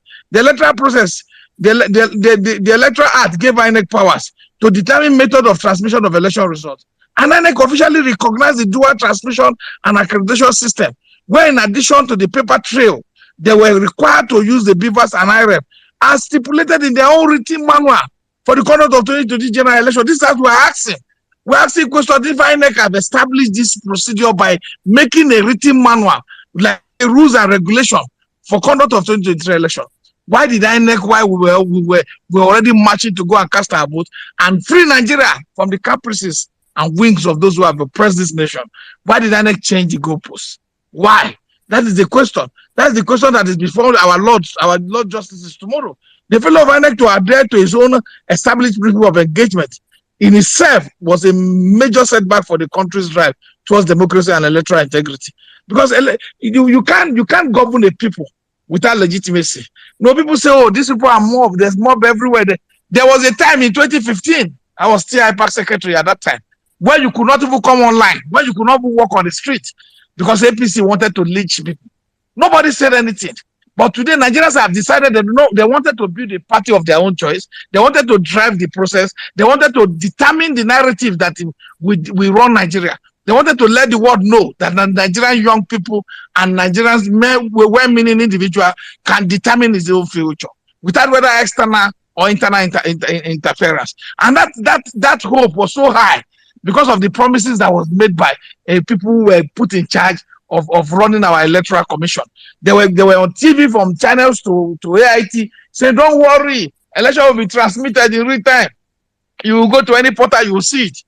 What can in a sane society, these people should be under trial for even trying to deceive their own fellow human beings, for misleading people, for carrying people brought out money, personal money from their pockets, encourage people to do CVR, continuous voter registration. I've never seen that kind of movement in my life, and yet you douse the people's how they call it confidence in the electoral process. We have experienced voter party for so many years. We have been asking that Nigerian people are docile. Nigerian people are not reacting. Nigerian people are not participatory. They don't want to be part of the process because those who don't vote are responsible for bad leaders. Then people came out to vote. People came out to say, this is our leader. This is the way we want to go. Whether it was Hausa, whether it was Igbo, whether it was Yoruba, whether it was Idoma or Igala. They tried to use strife to separate us. They tried to use strife to whittle down the potency of this movement. They tried to use religion, but all failed. And for people who talk about all sorts of things about whether the obedience are headless mob, they are just trying to make sure that they blackmail, those who are trying to fight for the survival of this country. Because if we don't have people participating in this electoral process, if we don't have people participating pre, during, and post-election discussion, then these people will control the narrative. And I'm so happy that this had happened, and I'm very confident that tomorrow will be joyous for us. I'm very confident because there are issues in that document for people to ask. There are questions that have been posed before the Lord Justice. There are serious questions. Because the ANEC manual and guidelines for the conduct of 2023 election, the Supreme Court has said that is a law on its own because it was derived from the direction